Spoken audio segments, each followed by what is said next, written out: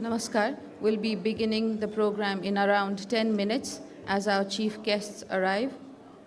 In the meantime, you may wish to view the publications displayed outside in the hallway.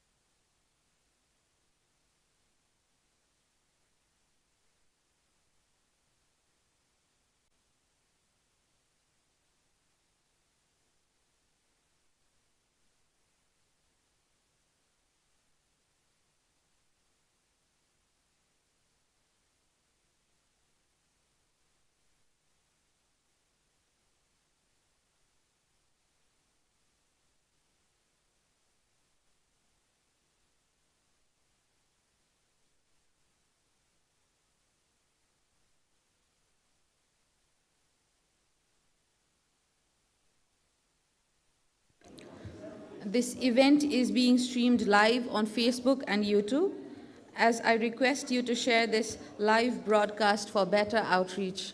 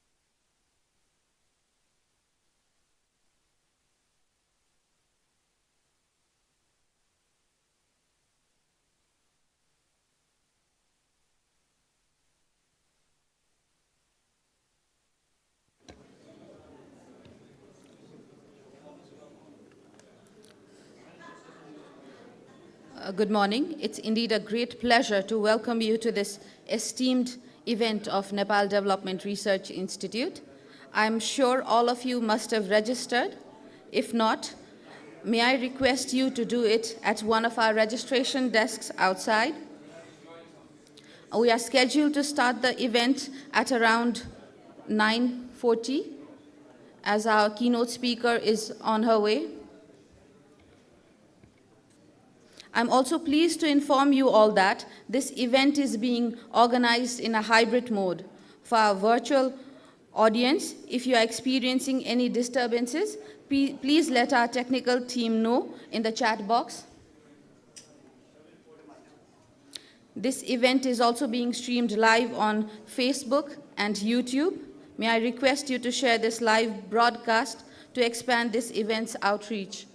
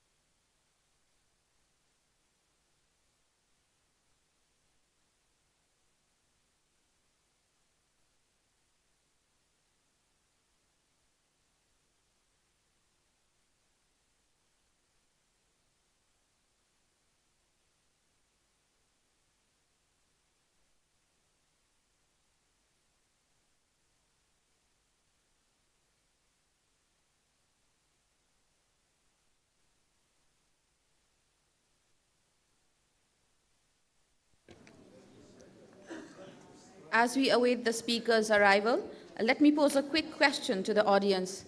What does this theme mean to you? Does anybody have anything to say about the theme of this event?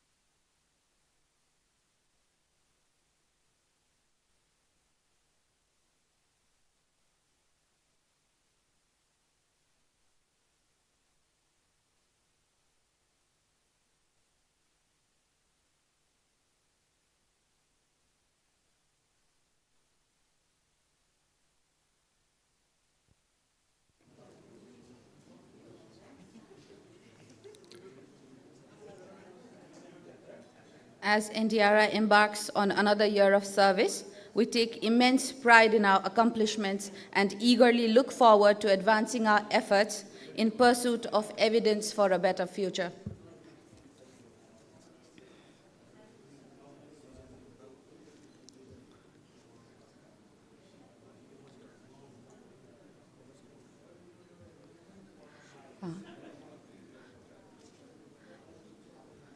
We're about to begin. I request everyone to be seated at their positions.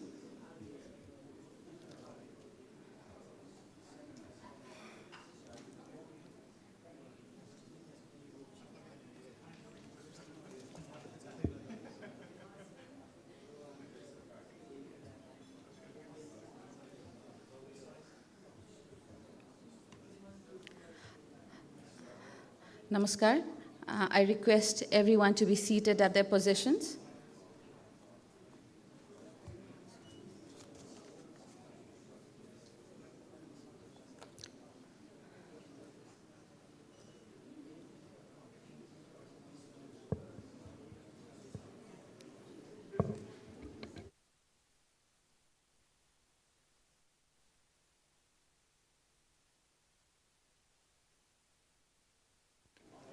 Namaskar and good morning, distinguished guests, representatives from various agencies, NDRI members, ladies and gentlemen.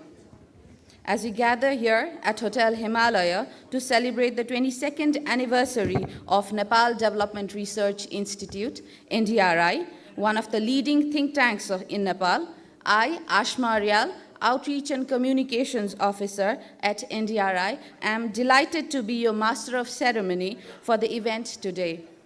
On behalf of NDRI, I extend a warm welcome to all our distinguished guests attending here in person as well as online. You may wish to scan the QR code for the program schedule, which is which is set at each table. Before we begin, I'd like to go over a few announcements.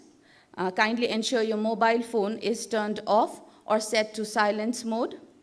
In case of emergency, you can use the exits located to your right and behind you.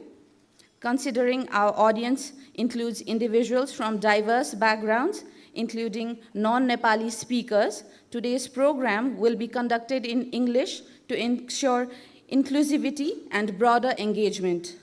We are also pleased to have a sign language interpreter with us to make this event more accessible to all. Thank you for your patience. May I now take your kind permission to welcome our esteemed dignitaries on dais. First of all, I would like to call upon Dr. Krishna Pahari, President of NDRI, on the dais and chair the session.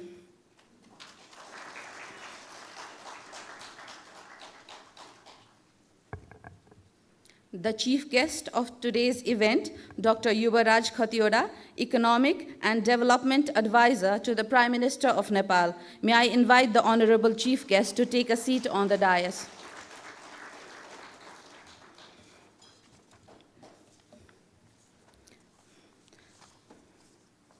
May I now request you all to welcome with a big round of applause to Ms. Chandni Joshi, Gender Rights and Policy Specialist, our keynote speaker for today, to the dais.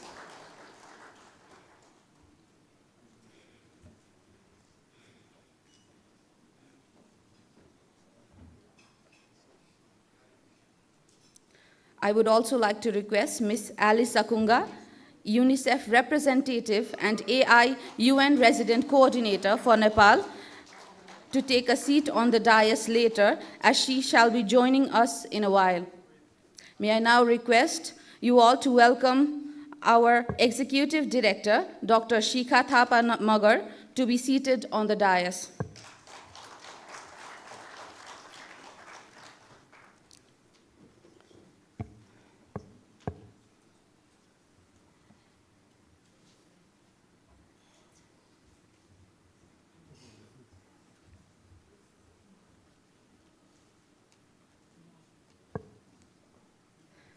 Thank you, respected dignitaries. You all look gorgeous. Now, I would like to request all the guests to rise up for the national anthem. Our virtual audience, please feel free to turn on your cameras to join us for the national anthem.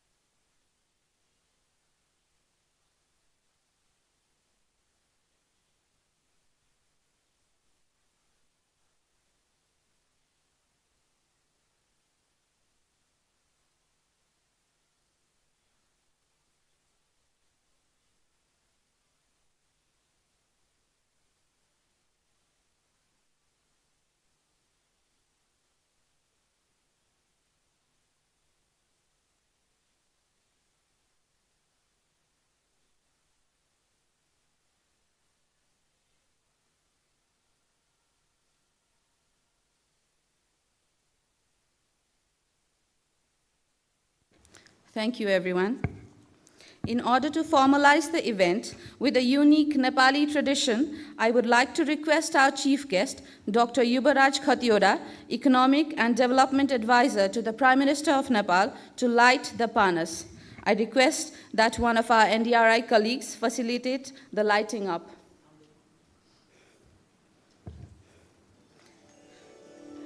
In Nepali tradition, we kindle a lamp at the commencement of any occasion to initiate the event.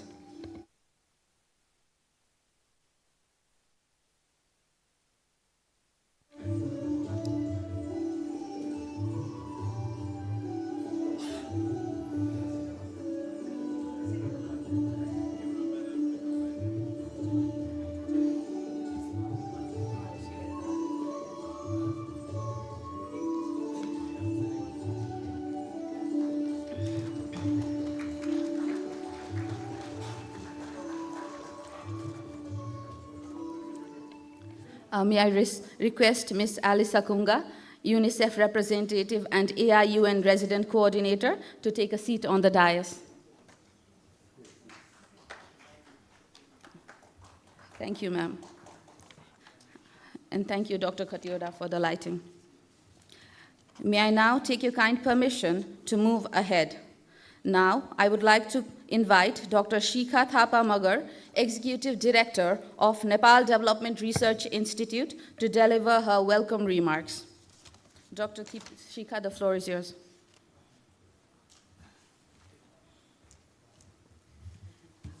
Thank you, Asmaji. Dr. Krishna Pahari, Chair of the session today and President of NDRI, Dr. Yuvaraj Khatioda, Honorable Chief Guest and Economic and Development Advisor to Prime Minister of Nepal, Ms. Alice Akunga, Distinguished Special Guest and UNICEF Representative and Acting UN Resident Coordinator, Ms. Chandni Joshi, Keynote Speaker and Gender Rights and Policy Specialist, Your Excellency Ambassadors from Embassy of Pakistan and representative from Embassy of Germany, distinguished panelists and session chair for panel session, esteemed dignitaries, colleagues, partners, and representatives, and dear guests. A very warm good morning and a warm welcome to the 22nd Annual Day of Nepal Development Research Institute. Today is not merely a celebration of another year. It is an affirmation of our shared commitment of Nepal's development. Let me invoke the words of Nepal's first elected Prime Minister, B.P. Koirala. Progress is not measured by the height of our buildings, but by the depth of our commitments to lifting every citizen's dignity. The theme calls us to reflect on the present and reimagine a future where no Nepali is left behind, even amidst shifting global and national realities. For over 2 decades, NDRI has stood at the intersection of research, policy, and action, guided by the principle of inclusion, resilience, and sustainability, values deeply embedded in our identity. From gender-responsive, ecosystem-based adaptation studies in Sudur Pashchim province to advocating for women's leadership in local governance, NDRI ensures development is a right, not a privilege.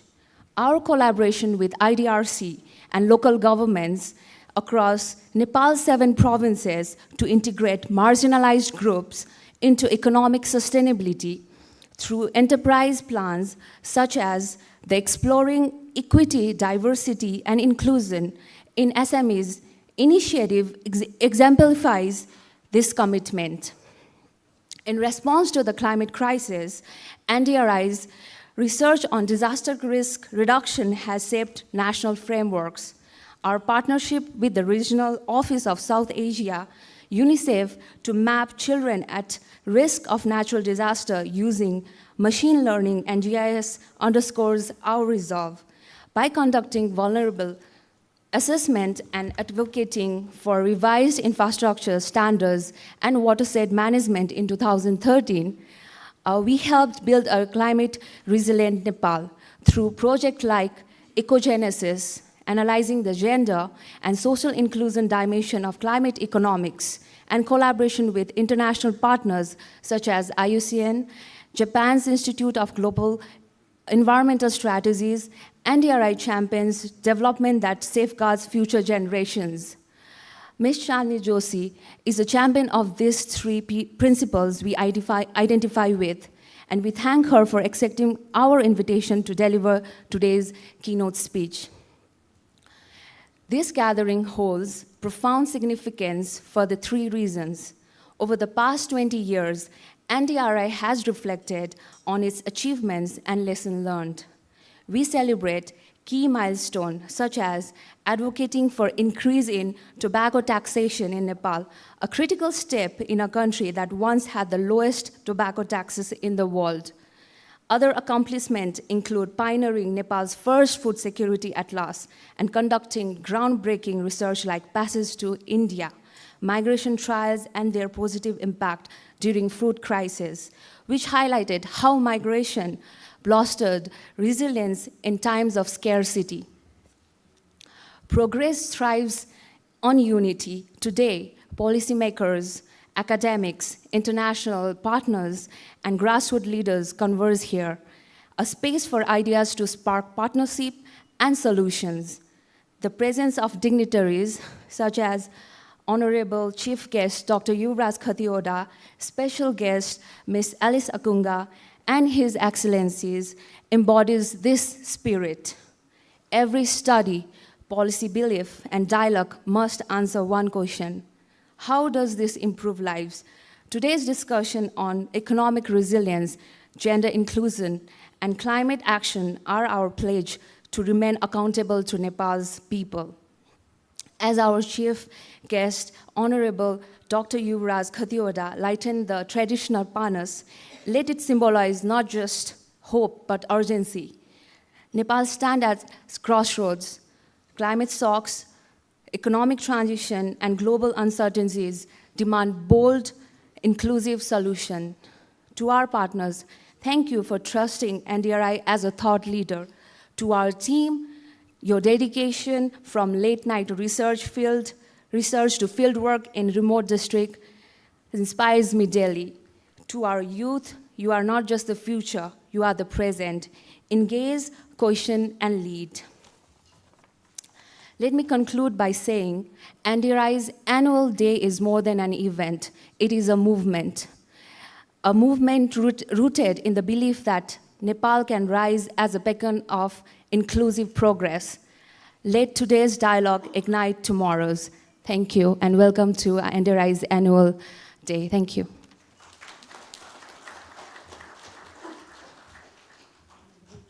Thank you very much, Dr. Shikha, for your warm welcome. Moving on to our next agenda, we would like to provide you with comprehensive insights about NDRI with an introductory video. May I kindly request the technical team to initiate the video.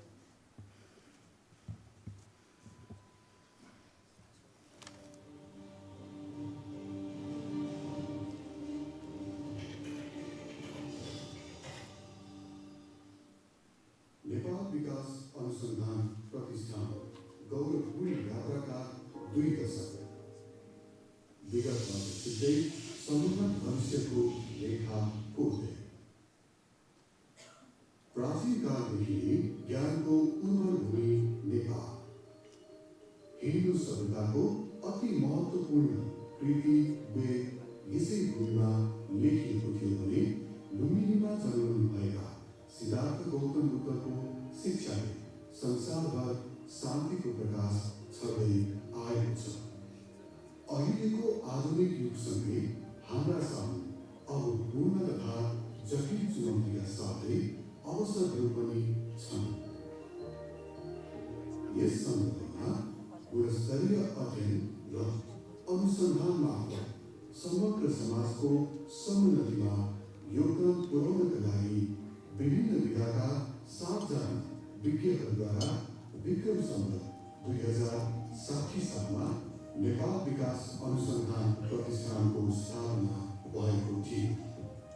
Vikram Samvat 2080 सालसम्म आइपुग्दा yes प्रतिष्ठान विभिन्न महत्त्वपूर्ण विषयहरूमा अध्ययन अनुसन्धान तथा अन्तर्क्रिया मार्फत तथ्यमा आधारित नीति तथा कार्यक्रम निर्माणमा योगदान पुर्याउने एक प्रमुख शोध केन्द्रको रूपमा स्थापित भएको छ। प्रतिष्ठानका कार्यहरू समग्रमा 4 विषयगत क्षेत्रहरूमा समेटिएका छन्: जीविकोपार्जन तथा खाद्य सुरक्षा, जल तथा जलवायु, शिक्षा, स्वास्थ्य तथा वातावरण र आर्थिक वृद्धि तथा विकास। यसका साथै उपयुक्त सबै कार्यक्रमहरूमा सरकार हुने विगत जोखिम व्यवस्थापन अनि लैङ्गिक समानता र सामाजिक समावेशीकरण सम्बन्धी विषयहरू पनि समाविष्ट छन्। यी विभिन्न अध्ययनहरूमा भू सूचना प्रणाली, GIS, रिमोट सेन्सिङ लगायत सूचना व्यवस्थापन प्रणाली, तथ्याङ्क शास्त्र तथा गणितीय मोडेलिङ पनि प्रयोग गरिन्छ। विक्रमसम्वत 2000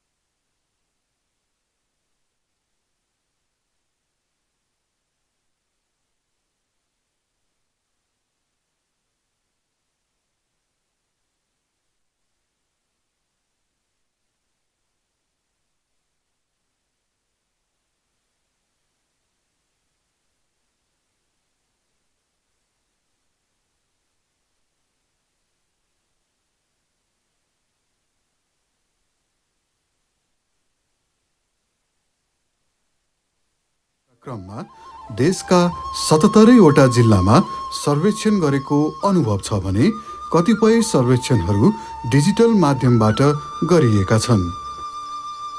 प्रतिष्ठानमा हाल 22 जना सदस्य, 25 जना पूर्वकालीन कर्मचारी र आवश्यकता अनुसार 50 जना विशेषज्ञहरू तथा 200 भन्दा बढी स्थलगत सर्वेक्षकहरू उपलब्ध छन्।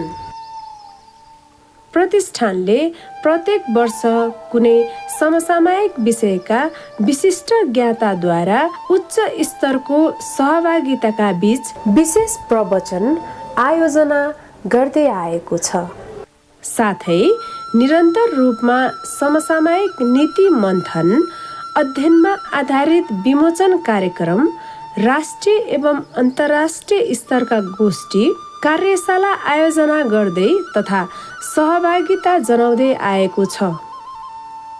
प्रतिष्ठानले नेपाल र विश्वभरका प्रतिष्ठित विश्वविद्यालय र अनुसन्धान संस्थाहरू, नेपाल सरकारका विभिन्न मन्त्रालयहरू, राष्ट्रिय तथा प्रादेशिक योजना आयोगहरू, नेपाल विज्ञान तथा प्रविधि प्रज्ञा प्रतिष्ठान, नीति अनुसन्धान प्रतिष्ठान, संयुक्त राष्ट्रसङ्घ लगायत विभिन्न विकास साझेदारहरू, स्थानीय सरकार तथा नागरिक समाजसँग सहकार्य गर्दै आएको छ।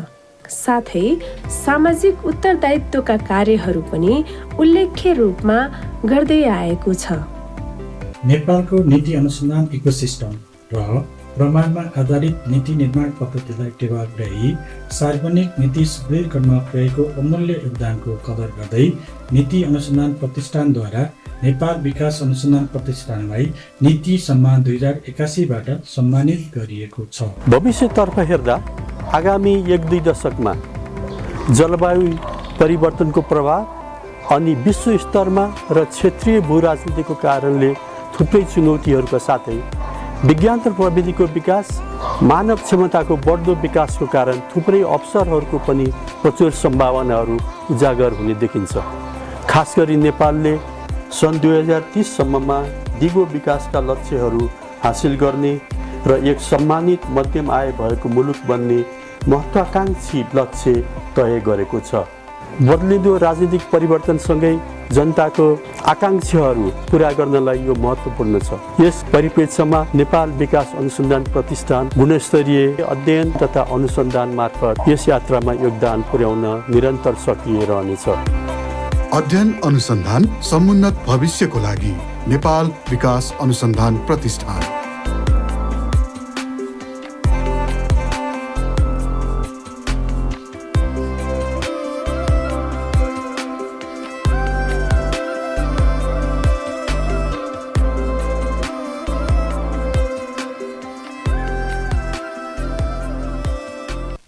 Thank you, technical team, for the video. Our keynote speaker today is someone whose work has inspired, influenced, and informed the field. We are honored to have her with us. Please allow me to call upon Dr. Manjeshwari Singh, General Secretary at NDRI, to introduce you to our keynote speaker.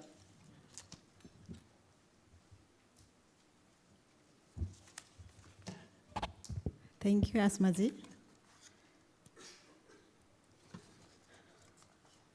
Namaste and good morning, everyone. Myself, Manjeshwari Singh.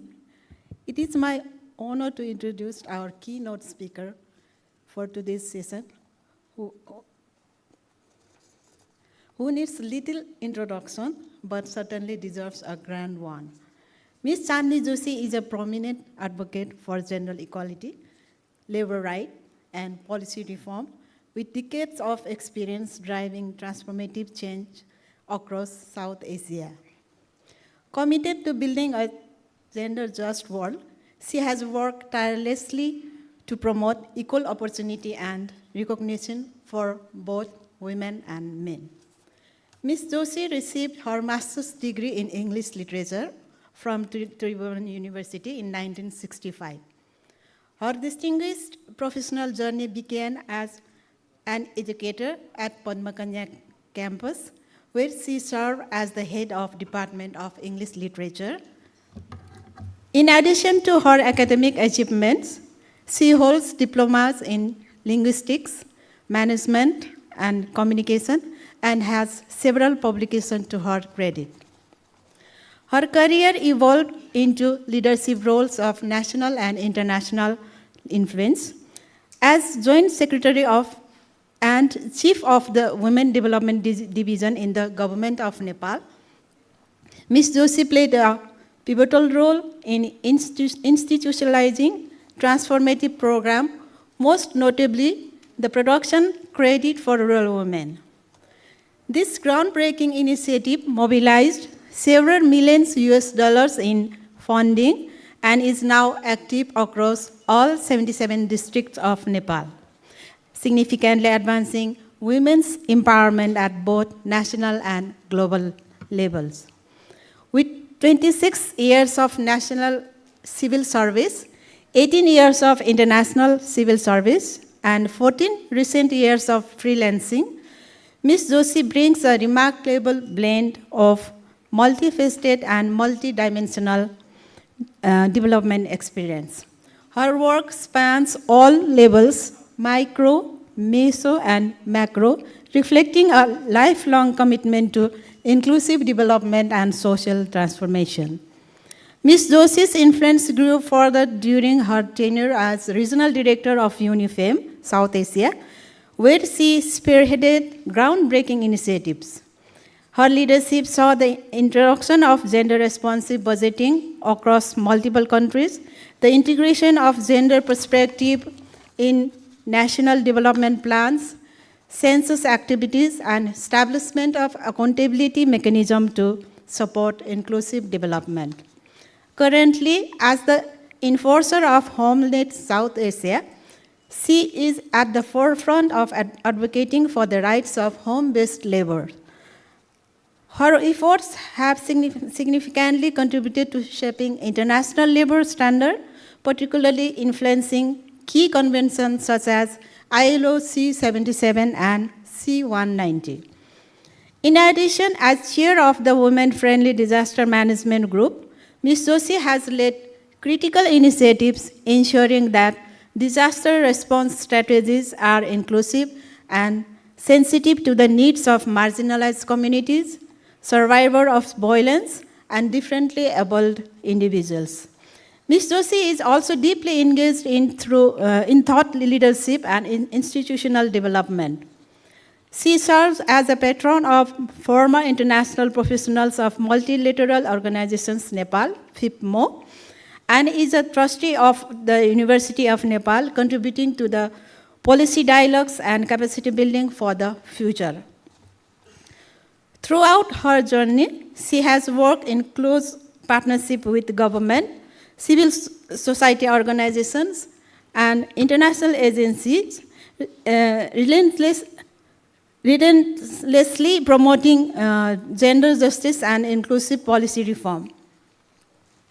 Her lifelong dedication to the social change and women's rights has earned her numerous national and international honors, underscoring her status as a respectable leader and source of inspiration in the world, in the field of social development. Thank you.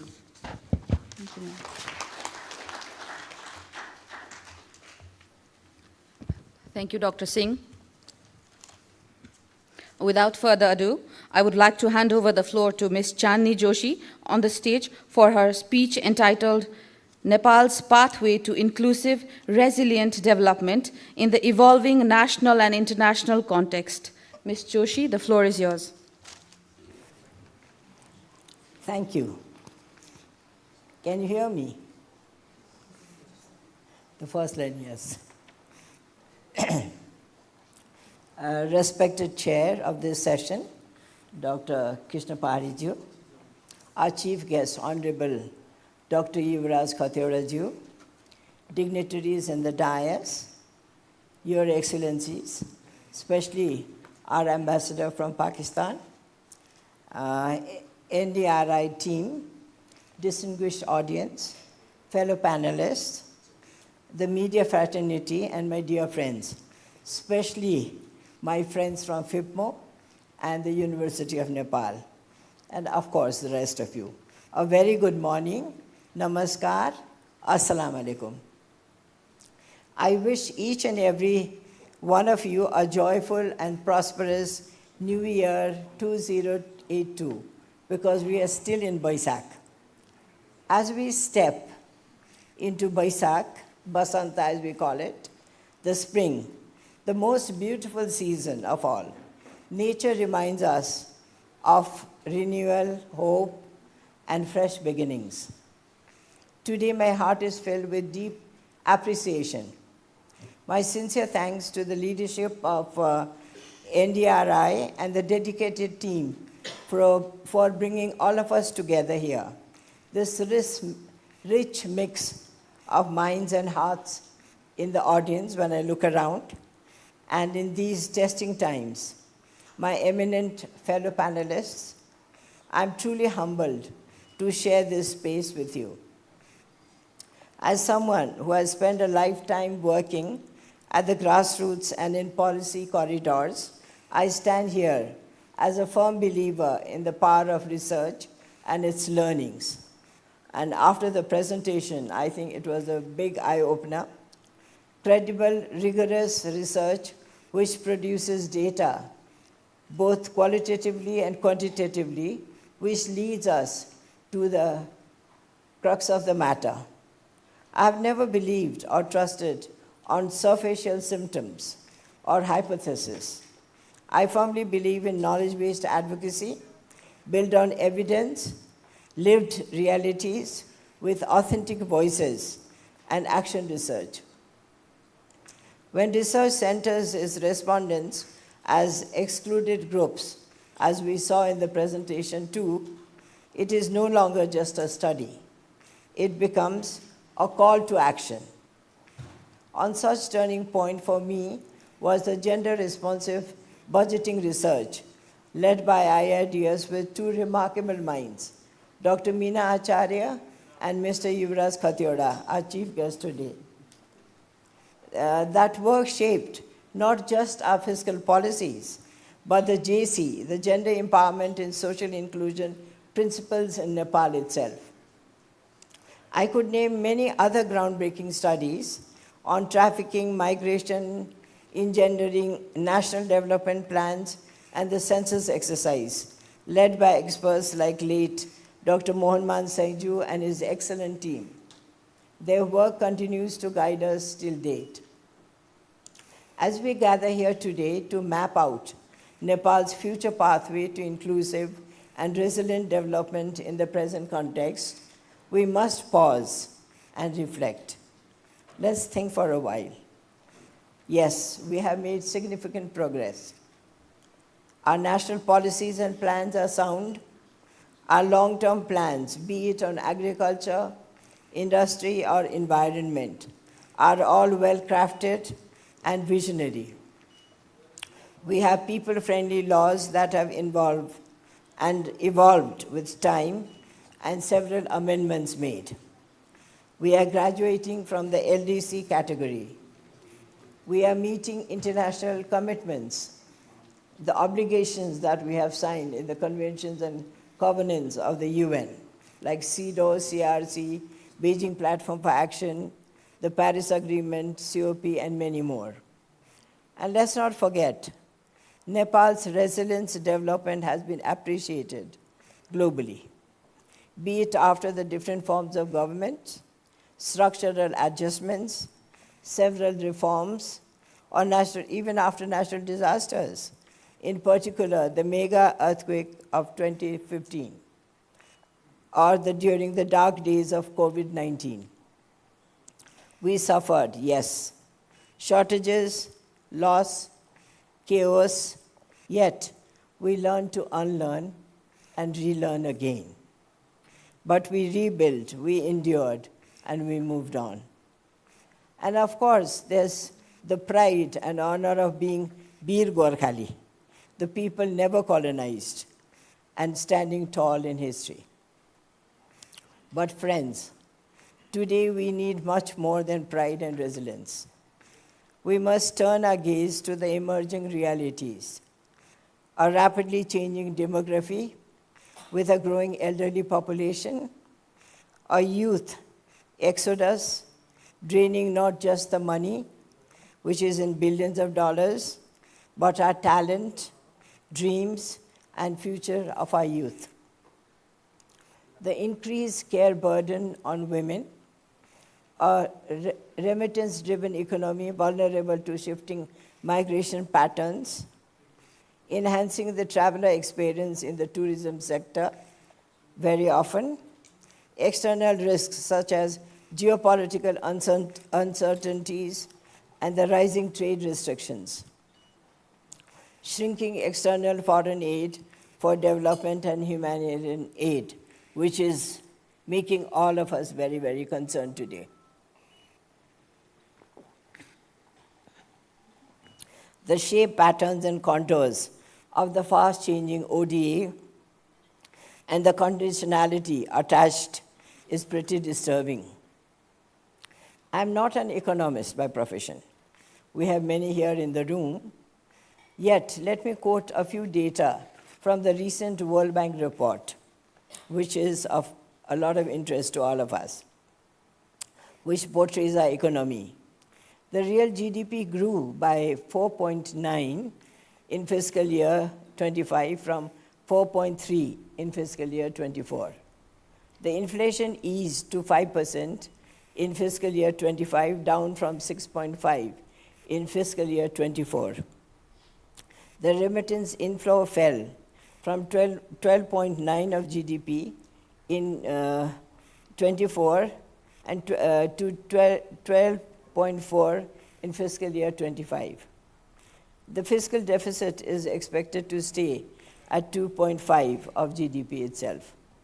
But Nepal's economy is projected to grow by 4.5 in fiscal year 25 up to 3.9 in fiscal year 24 and is expected to average between 5.4 in fiscal year 26 and 27. This gives us mixed messages, some good news and some not very good news. But we have all witnessed how roles reverse, priorities shift, and development narratives evolve and change rather fast. Still, millions live in poverty, suffer from illiteracy, and lack access to basic needs. Add to this climate injustice, political uncertainties, and fragile governance, and we face a tangled crisis at present. Now, to cope and move forward, we have to craft a large framework and practical solutions for Nepal's pathway to inclusive and resilient development. In this fast-changing national and international contexts and priorities. Let me pause here and remember late Professor Mahbub al-Haq, the visionary legion from Pakistan, who gave us the Human Development Index, shaking the global obsession with GDPs alone. That index taught the world to enter and look at, and how do you put people in the center and not just profit. It totally revolutionized the global landscape of recognition and accounting systems. Yet today, we lag behind on many indicators. Let me pick up one, which is in my profession, the gender index, which tells us how far behind we are. We still are, even within South Asia. I'm quoting this indicator as it represents more than 51% of the population of Nepal. Nepali women face a chronic gender gap in education, health, and maternal mortality, though a lot has been done. These are WHO data. They are discriminated against from womb to tomb.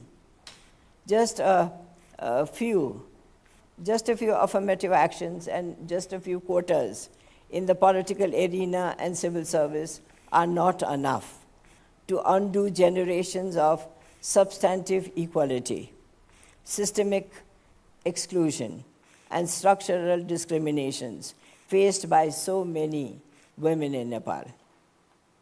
Let me share my own experience, though it's a very small one. I'm the first generation of literate women in my family. My mother was never allowed to go to school, though my father had a double degree, MA degree with him. So you can look at the whole discrimination component. And even today, 30% of the population are deprived of education. Similarly, millions of girls are even denied birth itself, victims of sex-selective technology because of son preference. The numbers of feticide and infanticide are scary, and so is the growing impunity. Now people don't even see it is injustice anymore, because as you see things day in and day out, you don't see it anymore. So that is exactly what's happening. And then there is unpaid care work, invisible labor that ties women down and shuts them out of the formal economy.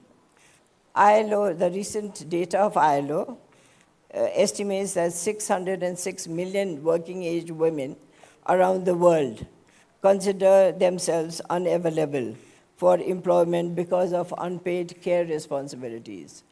There is around 2 billion full-time jobs, and it involves 16.4 billion hours of work annually. It's a huge number.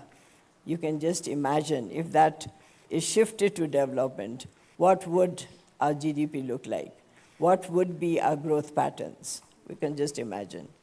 And coming to Nepal, according to the ILO regional report, women in Nepal carried 85% of daily unpaid care and domestic work, spending a total of 29 million hours a day cumulatively, compared to 5 million hours spent on unpaid care work by men. It is 6 times higher than men. Loss of productive human power, as I would call it.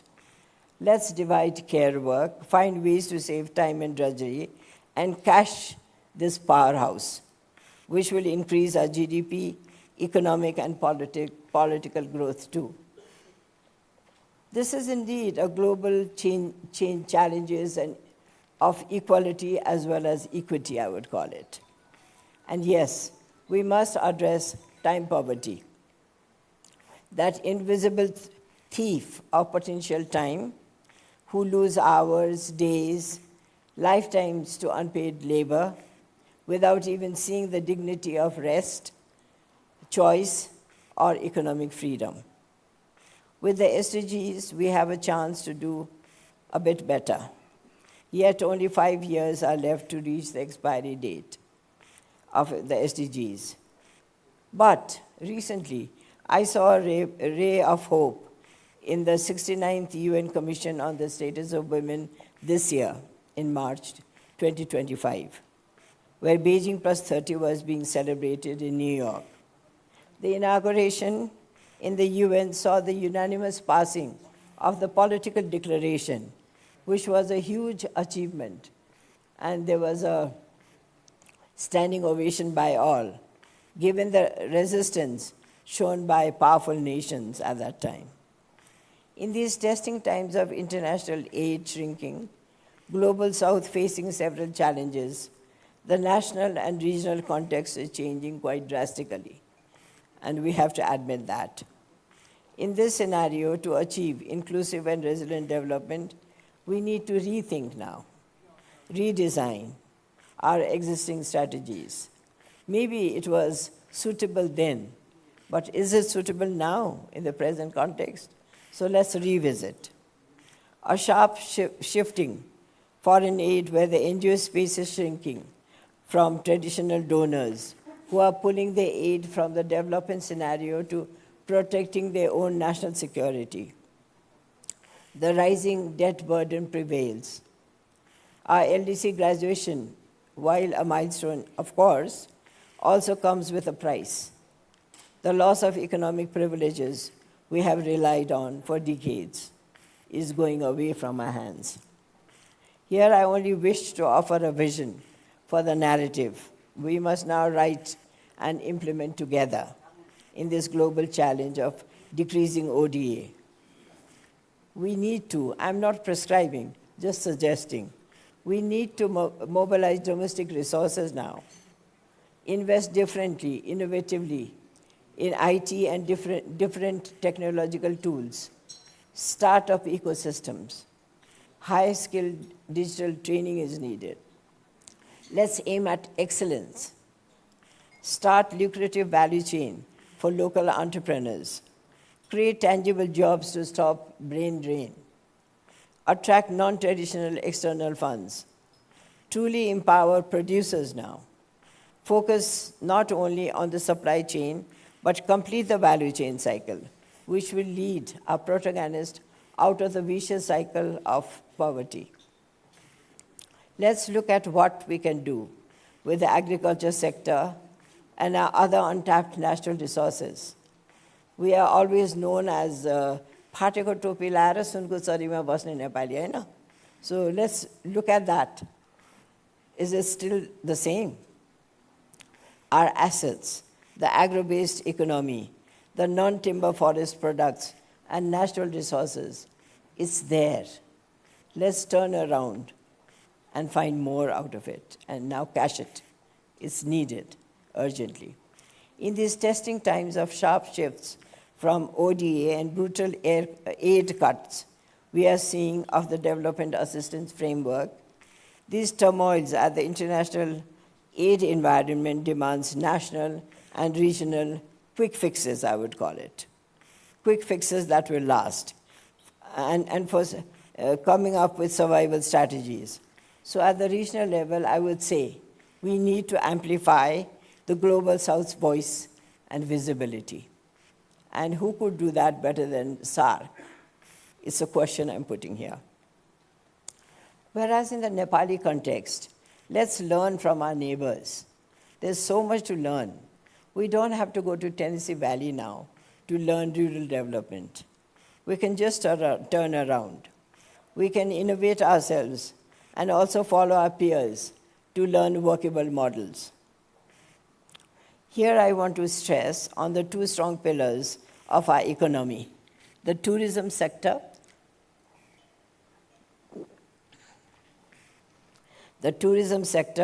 and remittance from safe, I'm stressing the word safe, and dignified migration patterns. Now coming to the tourism sector, I'm just thinking out of the box.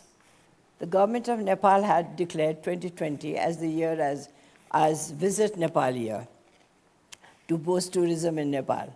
Unfortunately, COVID set in. Now is the right time to cash on our rich cultural heritage, the diverse ethnic wealth that we have. New tourist destinations, not only Pokhara, Chandragiri, and Chitwan. Let's get out of that cliche.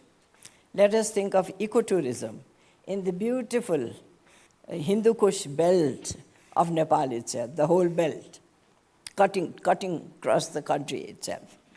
We could think of health tourism for yoga, well-being, the famous vipassanas, to rejuvenate the mind, soul, and body.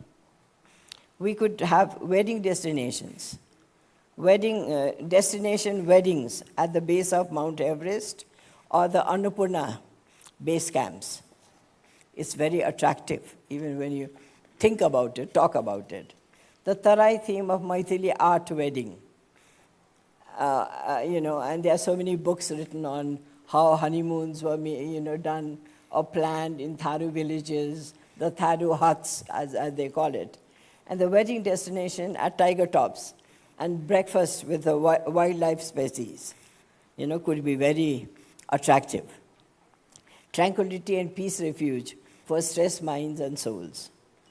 Oil massage, aromatherapy, and herbal packages. Well, I had a chance to go to Coimbatore for 5 weeks.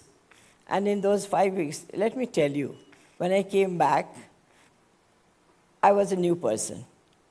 I don't remember if that much oil has been used in my body ever. So maybe we need those retreats too. And our cultural events and multifaceted ethnic cuisines. Yes, we have tasted the Newari and Thakali cuisine we enjoy now. The Yomari Newari Bhoj, Thakali Dhido and Masko Dal, still hundreds of these can be explored. Our musical and colorful festivals all around the year. The Dhimi Baza, we hear it every day, Cham Cham, all around the year could be another attraction for tourists. Our Dhimi, Jyali Baza, the big drums, Madal, Sitar, Sarangi could draw tourist attractions. Add to the flavor of Nepal. Let's repackage these two along with the mouth-watering cuisines. I have seen myself the face of Delhi change from cosmopolitan city to a user-friendly B&B safe haven after the Commonwealth Games. In every nook and corner of Delhi, still the B&B survives, which boosted their economy so much. Similarly, we can expand homestays as a lucrative business to suit different pockets in all these three geographical regions of ours. I can go on adding to the list. So much untouched ethnic arena and unpolished diamonds are left in Nepal. When I was posted in Pakistan and India as the regional director of UNIFEM in South Asia, I learned so much. I saw so many magical things happen. I particularly remember one event I witnessed firsthand when former PM of India, Dr. Manmohan Singh, launched their first health tourism in Hyderabad in 2007. It was an eye-opener indeed, and India attracted several big investors then. The inauguration, the hospitality, the Hyderabad bonanza was dazzling. All the event managers were hired, all the known designers, Ritu Bedi, Mahesh Malhotra, they were all there with their chicken work, and you could see it in huge frames, You could see it with your naked eyes. Similarly, the breathtaking small islands make Maldives a touristic heaven, not only in Asia, but the world itself. The pearl of Asia, Sri Lanka, the rich cultural heritage of Gilgit and Chitral in Pakistan. We can learn from our neighbors and make exciting packages for our new as well as our old Raithane tourists. We have so much to offer, so much to give. Hopefully by then, our international airports will also be functional. Let's hope. Now I come to remittance, the second one. Remittance from safe and dignified migration patterns. Let's also rethink migration for a while, not as an economic escape only, but as a strategic investment. Let's send properly trained, when I say properly, I mean efficient, capable, trained, informed, efficient, and empowered workers instead of the vulnerable, undocumented, and unskilled ones who come back with kidney diseases, and many come back in coffins. A high-risk job for our youth. Nepal's economy is deeply tied to the well-being of its migrant workers. It is essential and not a choice. This shift in approach, training and sending skilled human power who are safe and sound will boost our economy and, more importantly, offer dignity and security to our migrant workers.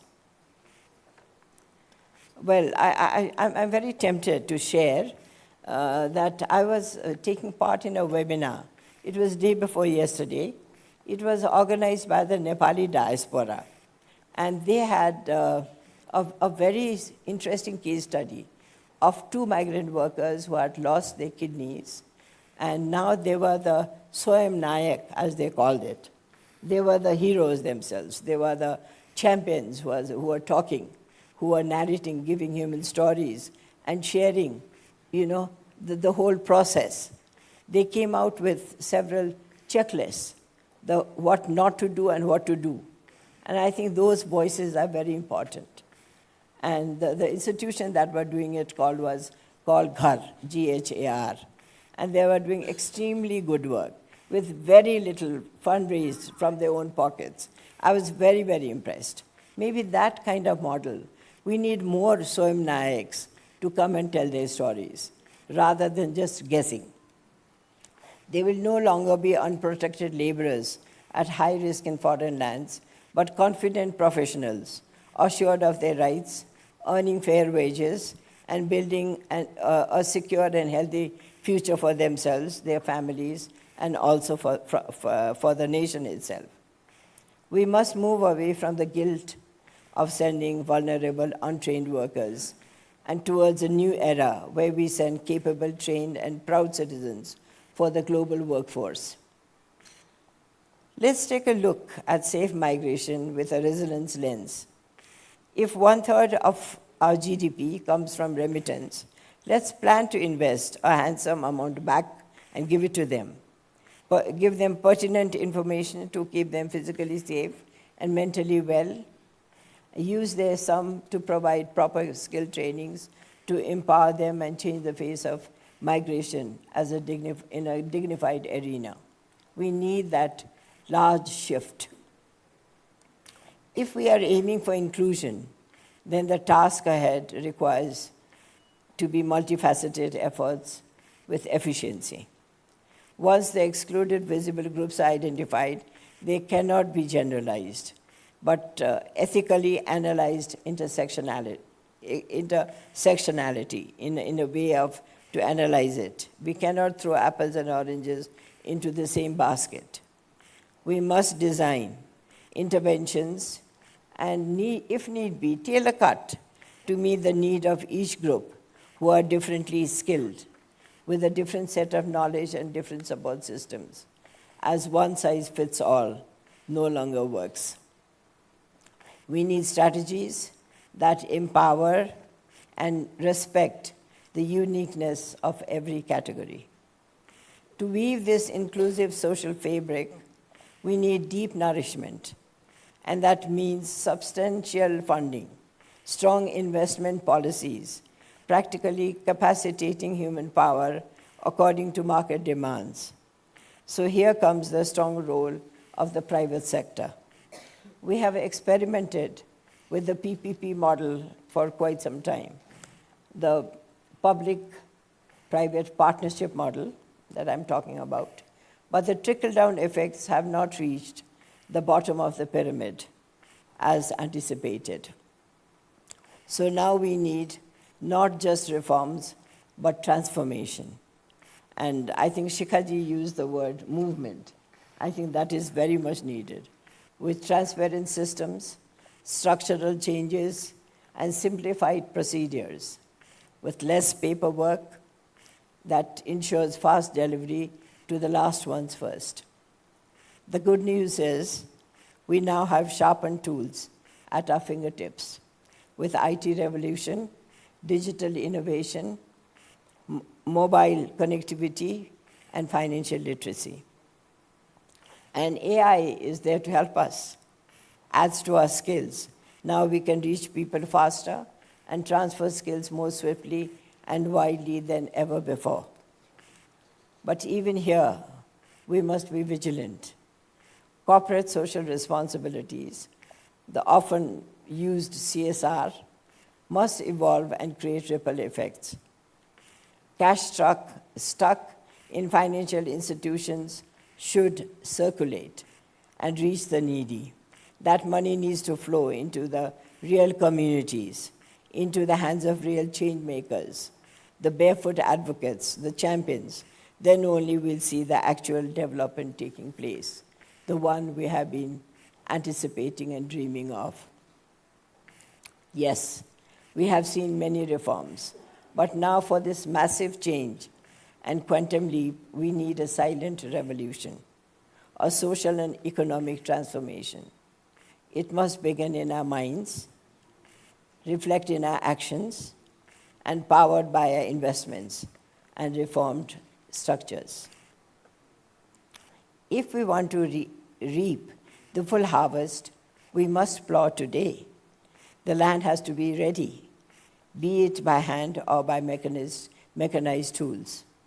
We must invest in the soil of ideas, nurture it with wisdom, experience, and commitment. This is the time for strategic positioning, for building a new narrative for Nepal, a vision that is rooted in our legacy, built in our strengths, and unburdened by self-pity, which we often do, or repetition of the past. Let's start a new beginning in this Basanta. Instead, let us position Nepal as the gateway, the bridge between the two of the world's largest economic giants, India and China. No more the cliche of "Dui dhunga ko beech ko tarul." I think we have been saying that for a very long time. Let's get rid of that cliche and say we are the bridge, we are the gateway. In order to achieve these set of goals, though it sounds lofty, but it is not so. Once we set our goals, we can do it. If we put our heart and soul into it, man bachan karmale, if we do it, we'll achieve it. We have to play our diplomatic and our integrity card very tactfully. I strongly feel we need to revive SAARC to be effective and functional. It can do miracles in collective bargaining and unification of Global South.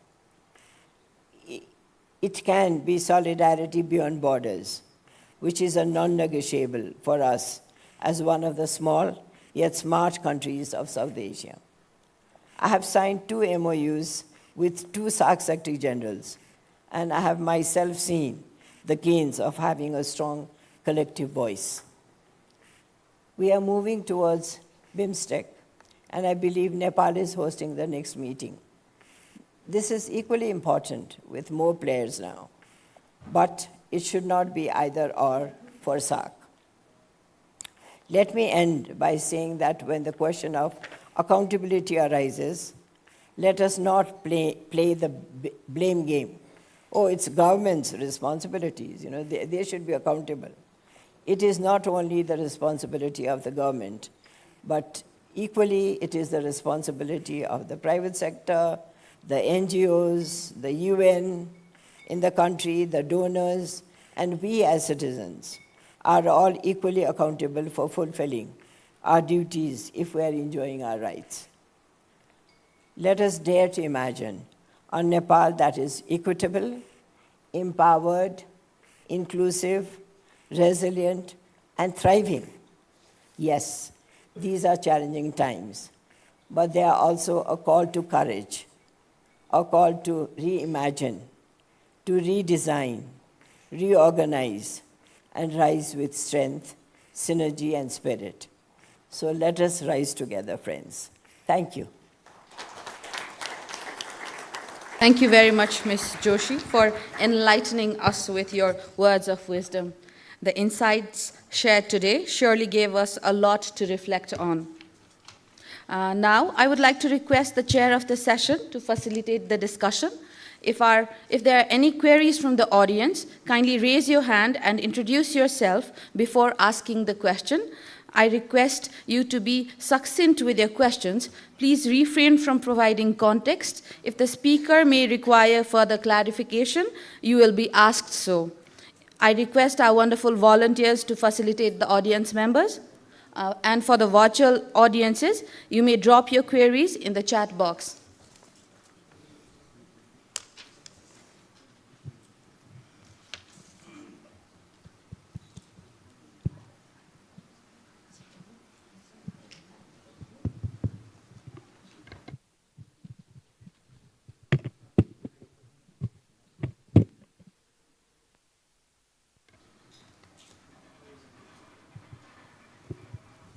Any questions?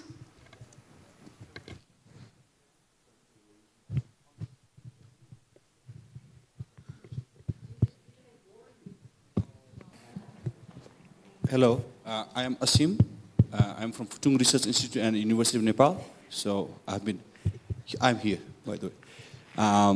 So my question is, among your 2 pillars of economic development, one was about enhancing the migration working, right? So why would you think? So I would rather think that they should rather be employed within Nepal. I mean, that should be our thinking, strategy, right? But why would you think that making this migration working more, as a good strategy among your two pillars? So that's my question. Thank you.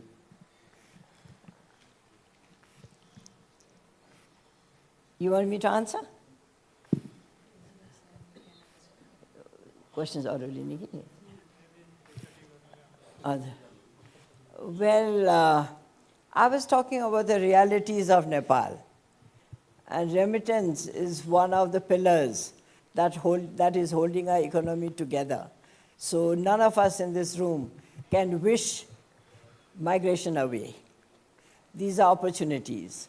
Now, our role as civil society organizers, or whatever you call it, we, from our whatever role we are playing, it is our responsibilities to start making migration more safe, making it more worthy. So it's, I wish I could say, okay, from tomorrow, everything, migration is going to be closed, and we are going to start, every employment in Nepal, but we cannot. We have to face realities. And I think the person to answer this would be our honorable, chief guest today, the known economist, who has led the ministry and has been advisor to so many, dignitaries, I think. But it is one reality of Nepal that we cannot close our eyes to. So I'm not promoting, migration, but I'm saying it should be rights-based. It should be more effective. It should not harm the people who are, contributing to it. The contributors should not be harmed. They should not come back in coffins. They should not come back because, look at the dialysis sector at the moment.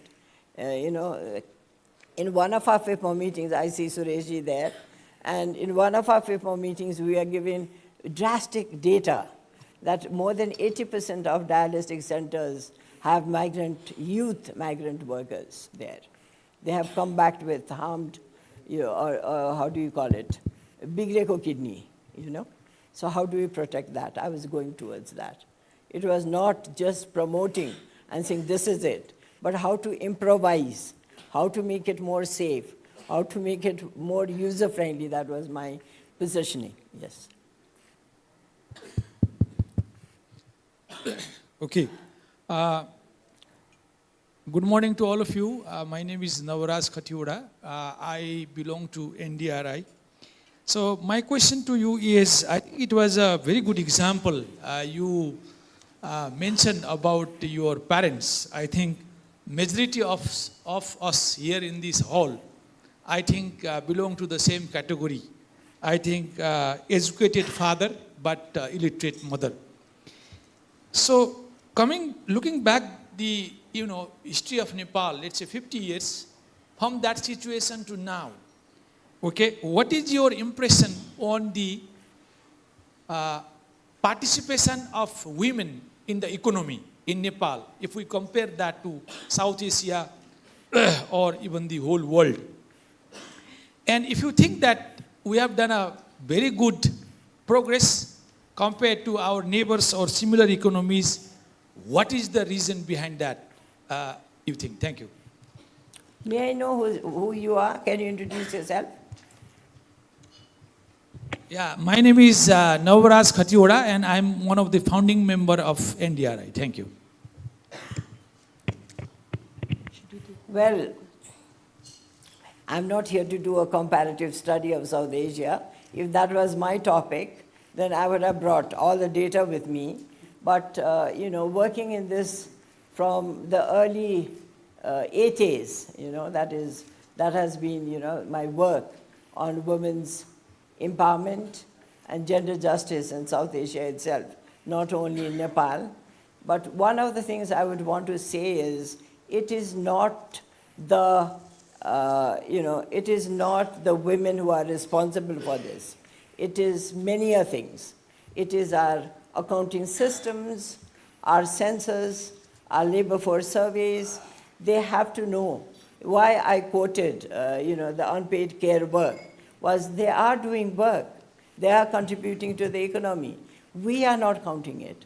We don't know how to, set it up, put the questions in the national accounting systems. If you count those millions of hours, as labor, then naturally you will see women participating. You always see in the labor force participation surveys, women's role is not there. Because when you ask the question, even in the census exercise itself, when the question goes, are you working? The woman herself says no, because the unpaid housework is not considered as work. Only work that it brings you salary is called work. So I think we need to change those structures and systems. That is what I was hitting at. So I think in your research that you do from now, you also look at those factors. How do you ask those questions? When you go to the census, I have been working on a large census of India, of Pakistan, and Nepal, too.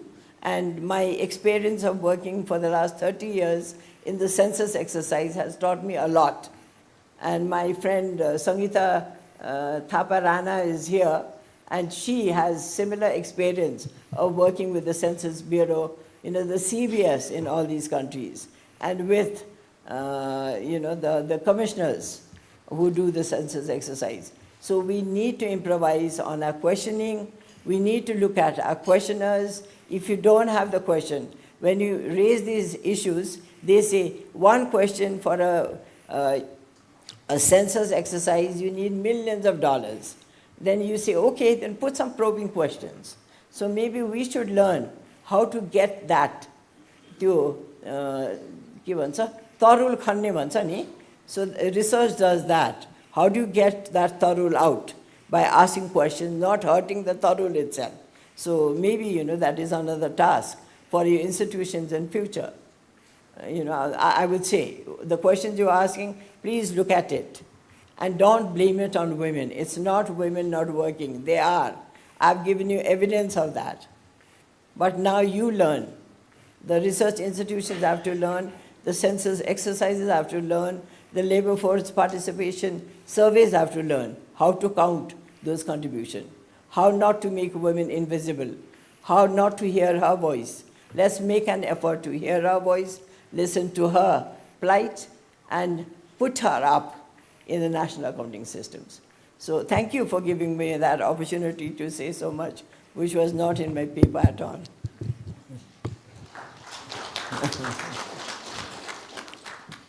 Namaste, Chandani. My name is Dinesh Puju. It's so great to hear you after a long time. I'm an admirer and occasional follower of you. My question focused to the issue you made, your prescription on tourism. I can't hear you properly. Mic milaunta.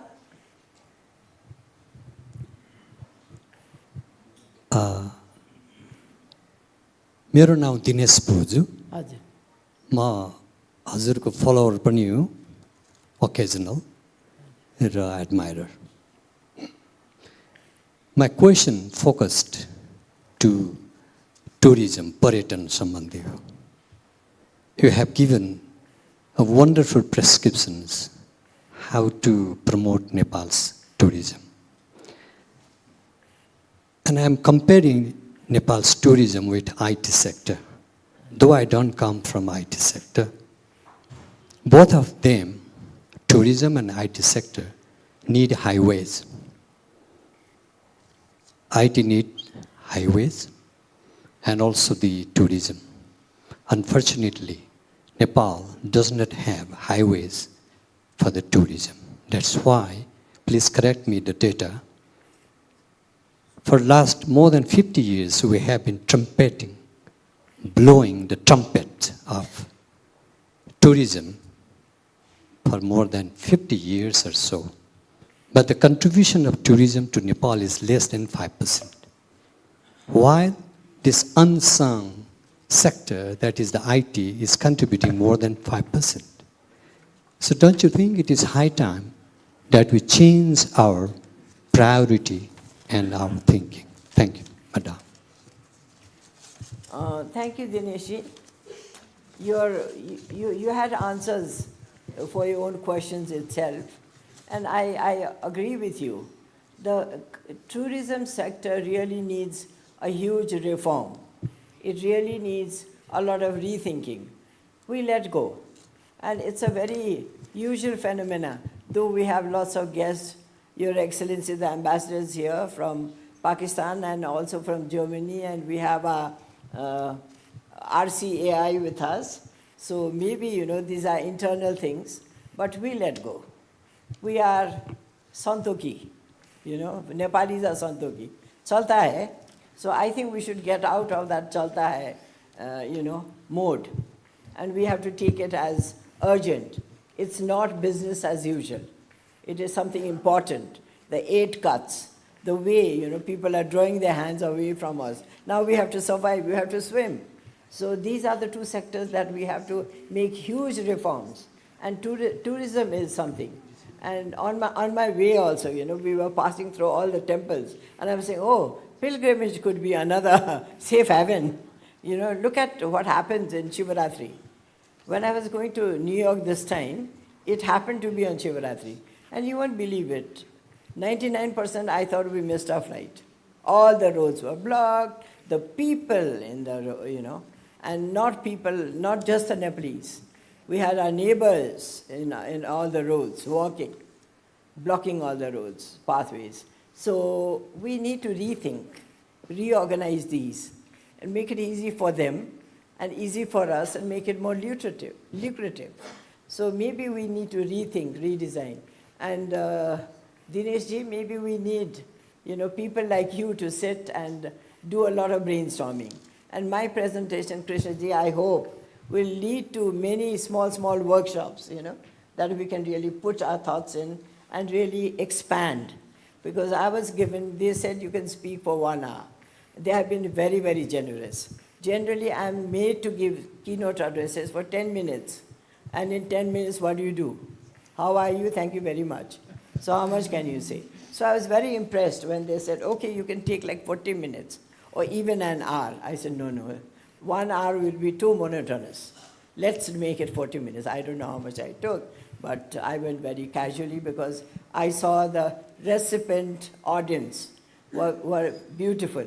And I was looking at my friend Bishwaji all throughout. I don't know why. I was looking at him and just, as if I was talking to him and the rest. I think this should lead to some kind of focus group discussions, and we could build on it and really plan for future. We'll be taking one more question. Anyone from the audience? Namaste. Namaste, respected sirs and ma'am, and respected Chandani Joshi-ji. I'm Dr. Santi Kalasubedi. I'm from Himalaya College of Engineering. It's very good to learn about the gender perspective as well from your presentation, including all topics included here.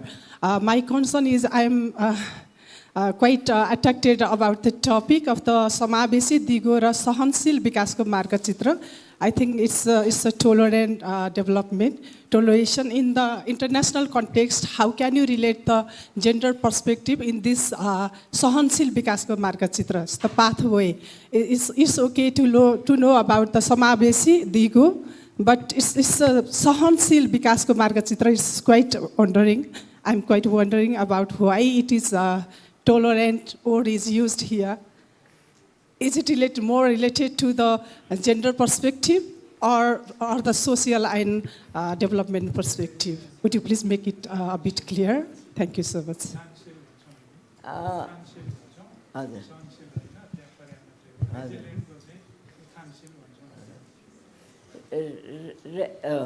Thank you. It came from our chief guest himself that it is not Sahansil. This, English, Nepali, उत्थान भनेको rise भनेको हजुर well to answer यो question हजुर हजुर पहिला मर्छ sir हजुर त्यो एउटा यो रेजिलिएन्टलाई हामीले नेपालीमा लेख्दाखेरि उत्थानशील हो त्यसको सही शब्द यहाँ साथीहरूले दिगो र सहनशील लेख्नुभएछ भन्न खोजेको चाहिँ रेजिलिएन्ट हो है धन्यवाद look at me, I was going to Nepali sharp. Trying to answer your question, you know, all my life, because now it's almost 60 years that I've been working in development. So all these 60 years, my work has been with excluded groups, be it the Dalits, be it single women, be it the home-based workers, the migrant women workers, the women suffering from HIV and AIDS, the trafficked women, the women who have faced violence, you know, 1 out of 3 women. So that has been my work itself. So this is not only gender issues, it's a development issues. It's not a women's issues. In that context, let me come back to what I say all the time, is let's quote the MDGs, though it was a little far away. MDGs, you know, there were those 8 goals, and out of those 8 goals, Nepal did very well in education, health, etc. But the 3rd goal on gender equality was not achieved. And it was not only Nepal that did not achieve the 3rd goal, but there was not even one country in the world which achieved it. So development is gender issues. It's not a women's issue. So we have to be very clear on that too. It has to be inclusive development. Yes. Thank you, Ms. Joshi, and the audience for all the wonderful queries, and they were indeed thoughtful. And for the audience members, if you may wish to have a copy of today's keynote address, it is available at the registration desk. Now, let me move ahead and call upon Ms. Alice Akunga, UNICEF representative and AI UN resident coordinator for Nepal, to deliver her remarks.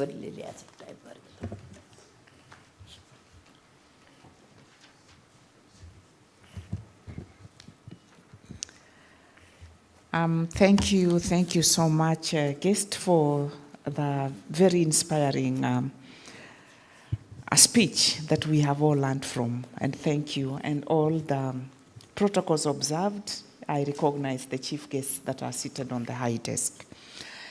Good morning, everybody, and it's lovely to be here and to see you, but also to represent the resident coordinator who is out of the country, and has given me the privilege and opportunity to come and address this congregation on her behalf.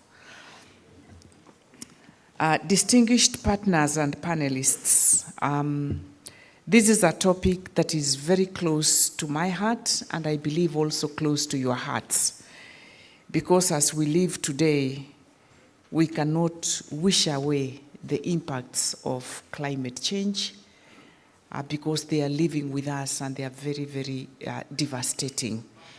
So when we stand on this platform, these are issues that we engage with passionately, but also with a commitment as partners to work on them and see how we can collectively make an impact that is very positive on humanity. This is a very critical dialogue on forging resilient, inclusive, and a sustainable future, not just for ourselves today as we see it, but for our future generations. Those are our children who will inherit this planet, and what we choose today or what we decide to neglect today, it will have a great impact on the generations to come. So in this gathering today, this is when we are talking about climate, but really today, as I've mentioned, we can no longer think it's a distant threat, but it's a lived reality deeply entwined with the socio-economic and environmental fabric of our planet today. Every day we wake up, We hear, we read, and we see the impact of climate change right at our doorsteps. And to many of the people, it's right in their own homes because they are not able to have a home because of the impact of climate change. Nepal, as we know it, it ranks among the top 10 countries most impacted by extreme weather events. Over 80% of our population is exposed to climate-related hazards. These include heat waves, the floods, the landslides, and air pollution.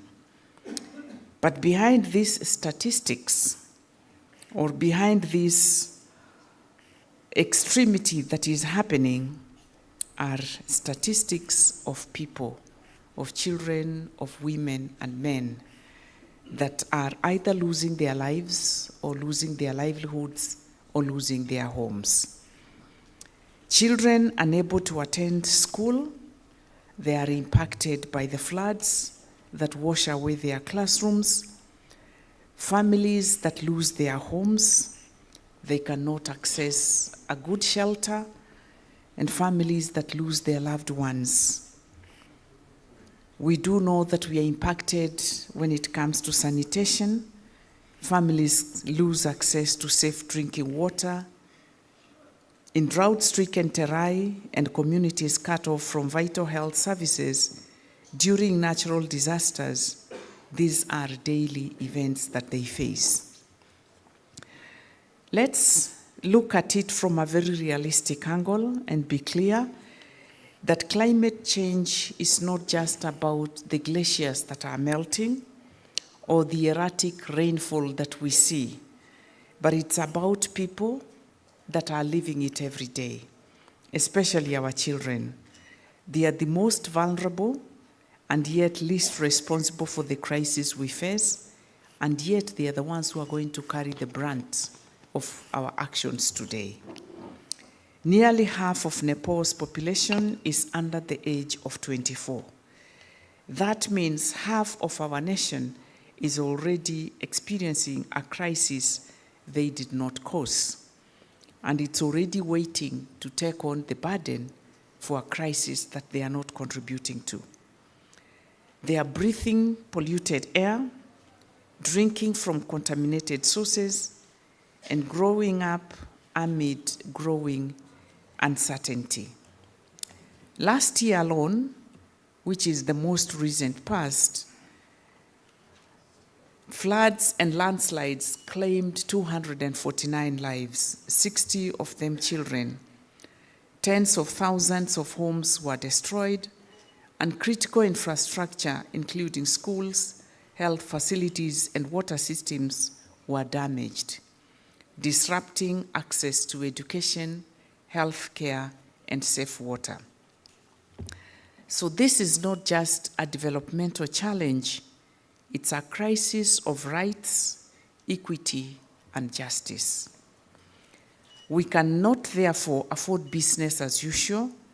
We must act decisively and inclusively, and each one of us sitting in this room, there is something that we can do. A resilient future must begin with protecting what matters most, and that is our people, and that is lives, particularly the lives of children and women and those on the margins of the very brunt of what is happening today. And in Nepal, as well as other countries heavily impacted climate change, that means reimagining systems that have been stretched and strained by climate change. Let's reflect for a moment that when systems were put in place, including infrastructure, they were not put in place with resilient mechanisms that can weather what the world is experiencing today.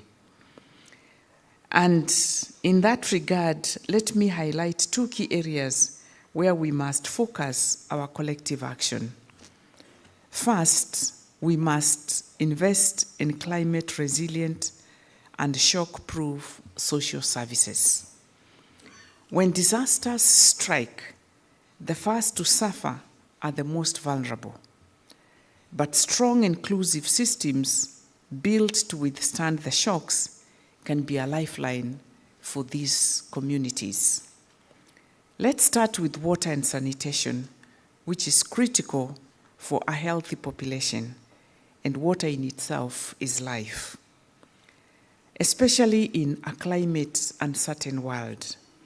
Yet across Nepal, water systems are being strained by drought, floods, and pollution. Water sources are drying up. In the Terai regions that never faced water scarcity, this is now a crisis. In 2024 alone, over 550 water systems and 9,000 sanitation facilities were damaged by floods.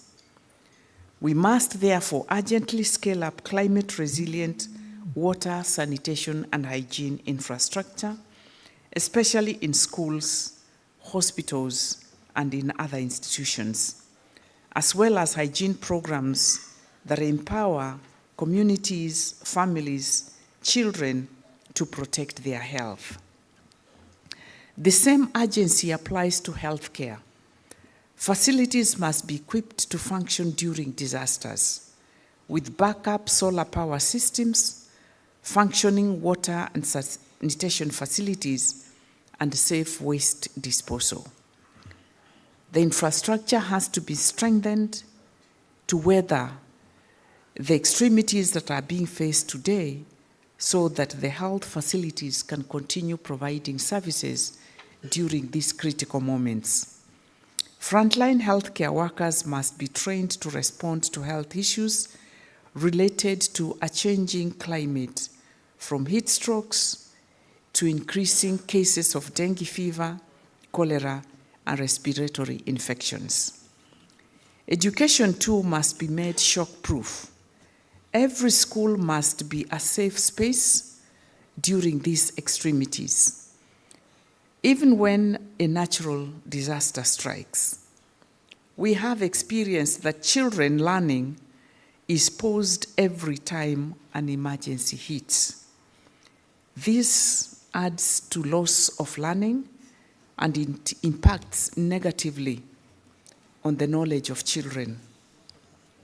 As we speak today, we need to look at improving the quality of learning outcomes so that our children can be sharp and can compete globally when they have the skills that are required to compete in the global space. But we cannot achieve this when learning is paused every time a disaster strikes, because they lose on learning time. Safe school infrastructure therefore becomes a priority. Disaster preparedness plans and continuity of learning must be a core part of our strategies and our plans. These investments do more than protect lives. They protect hope, opportunity, and the foundations of a resilient society. Because resilience lies not only in institutions, but it also lies in a people who can adapt, mitigate, and be able to carry on even when a disaster has happened. Secondly, I want to speak to inclusivity. We must be inclusive when designing climate policies, engaging and empowering those too often left behind. We cannot build a sustainable future if we do not include the people who are living on the front line of the climate crisis. Nepal's youth have been at the forefront of environmental activism. Their leadership, creativity, and passion are powerful assets, and more so that they are going to carry the societies forward. We must move from symbolic participation to meaningful engagement, ensuring young people are part of designing climate solutions, setting policies, and tracking progress. The same applies to women, indigenous communities, and those who live within those communities, highly impacted. They bring generations of knowledge and resilience, yet remain underrepresented in formal climate processes. True inclusivity, therefore, is about co-creating solutions grounded in equity, local context, and lived experiences. If we want our climate policies and action plans to be effective, they must reflect the realities of every community, from the hills of Karnali to the plains of Madesh, from urban centers to remote villages. As our dear partners, we are not starting from scratch. Nepal has shown tremendous resolve, from local adaptation efforts to national climate strategies. The United Nations remains fully committed to supporting the government of Nepal in driving forward inclusive and resilient climate action. For example, this coming Saturday, 26 April, the government of Nepal, together with the United Nations and the youth networks, will host the Balbalika Tatha Yuva, which is the Bayu Sambad, a national summit dedicated to children and youth held as part of the Sagarmatha Sambad platform. This initiative is a powerful reminder: investing in our children and young people is not an option. It is essential for building long-term climate resilience and engaging them to hand over the mantle as they continue the generations to come. And above all, let us all act together across the sectors, across communities, across generations to shape a future that is inclusive, sustainable, and climate resilient. A big thank you to all of you. Derai Danyabad.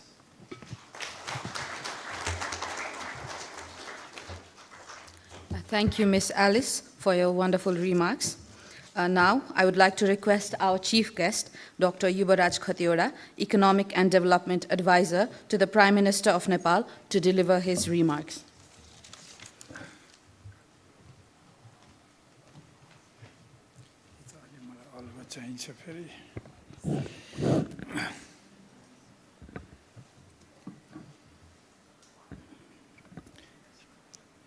Chairperson of this program,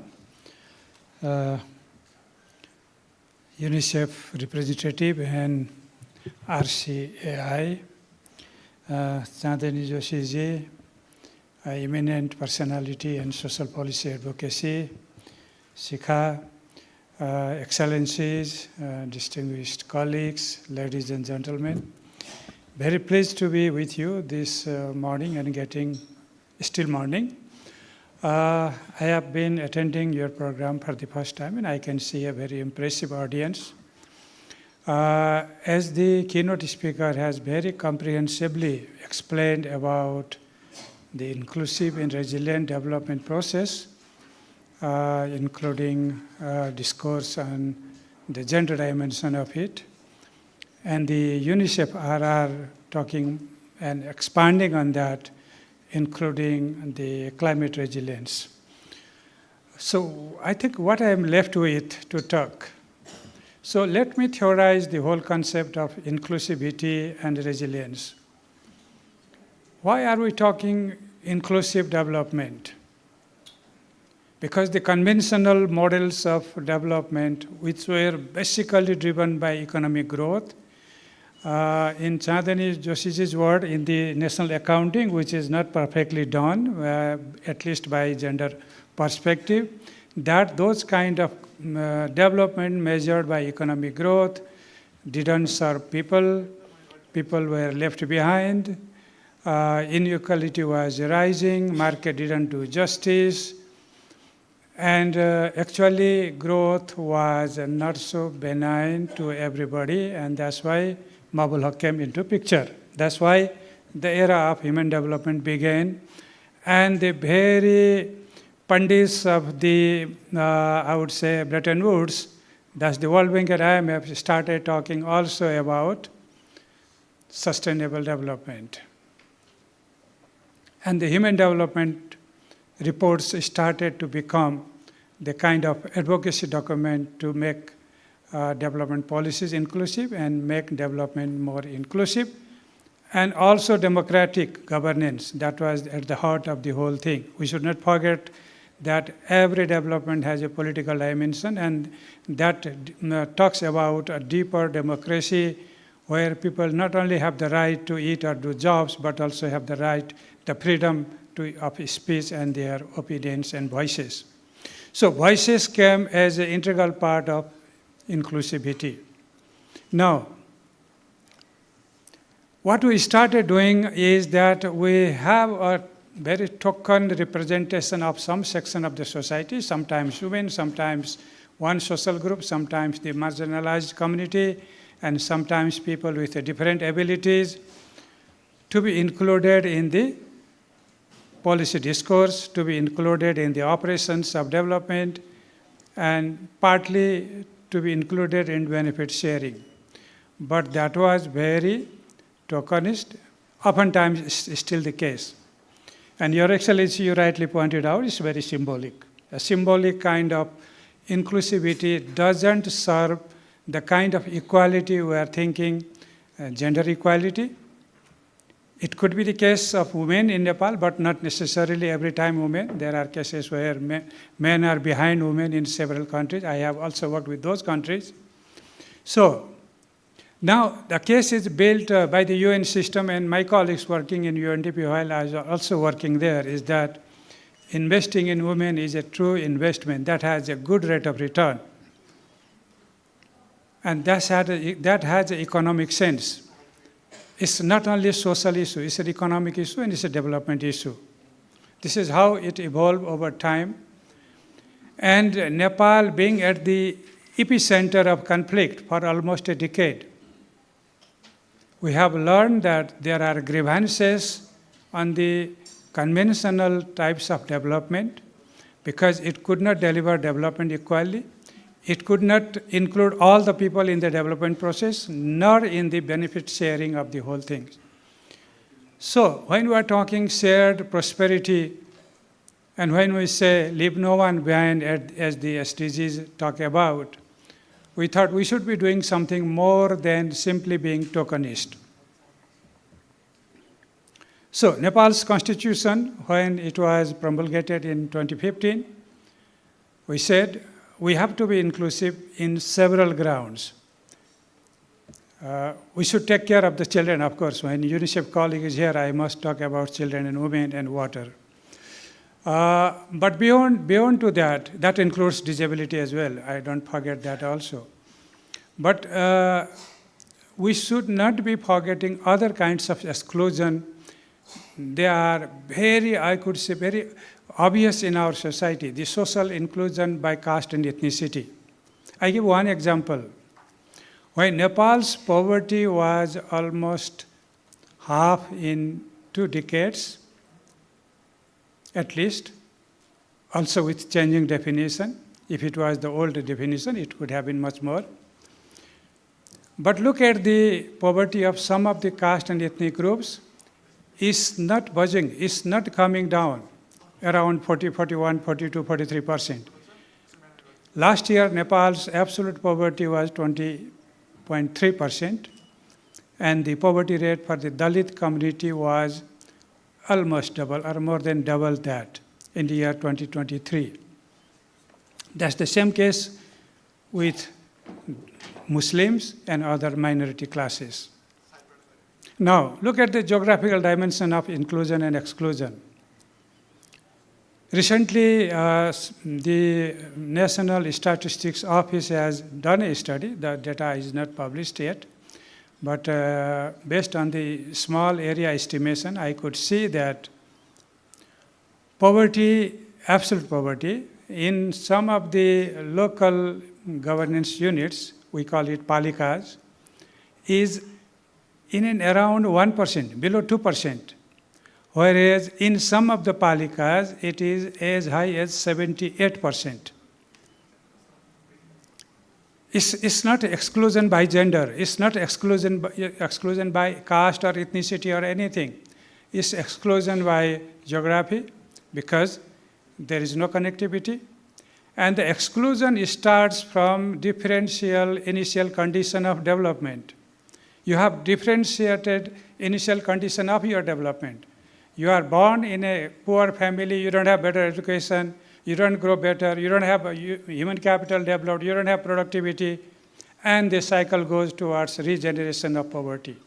So this cuts across all gender or caste or ethnicity, but because it is geography. So we should not exclude the kind of exclusion being brought about by geography. So the dimensions, the gender dimension, the social dimension, the geographical dimension, and dimensions of your physical ability and mental ability, that is the level of ability or disability. There's also a factor to exclude people from the opportunities they could otherwise get if they were healthy and just physically fit like others. So we should look all these dimensions of inclusivity, and while doing that, we should not be forgetting the initial condition of your property, wealth, or your access to resources. Take, for example, natural resources. Take, for example, land. You don't have land, you are just tenant or you are an agriculture wage worker, then all kind of social services provided by the state, the economic support systems, the grants, everything included, they are simply deprived because they don't have land, they cannot use subsidized fertilizer.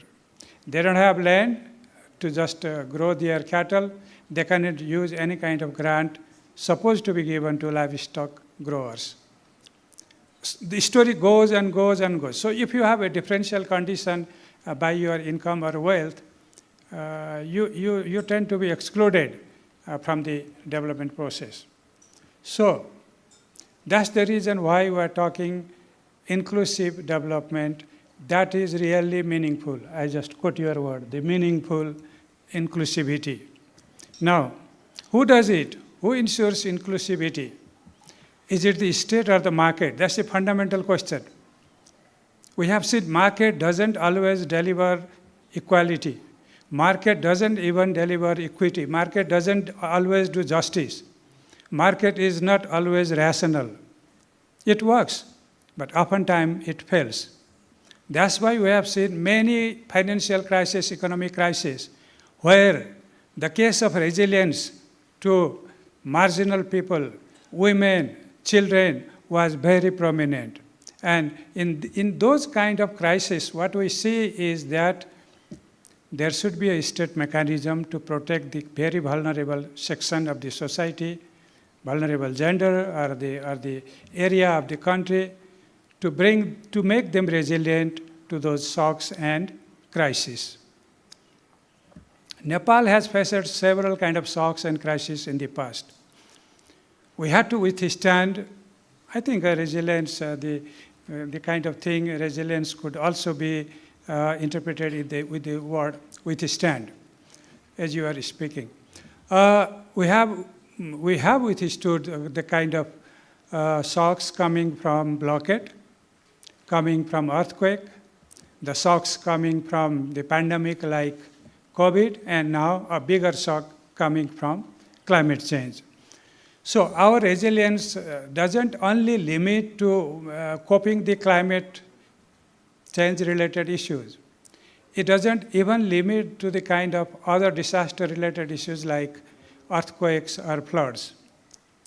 It is also related to withstanding the shocks coming from economic crisis, which is happening every 10 years or 20 years. So how are we coping? What is our coping mechanism to the economic shocks we are getting? How do we make our economy resilient? And being a student of economics, basically a hardcore economics, and thank you, Chandani-ji, you took me to the social policies through gender budget audit, and you reminded me of that. Thank you for that. So what we are talking about? We are talking about inclusive policies, not only sectoral policies. We are talking inclusive policy in terms of the whole macroeconomic policy stance. How do we make our macro policies gender balanced?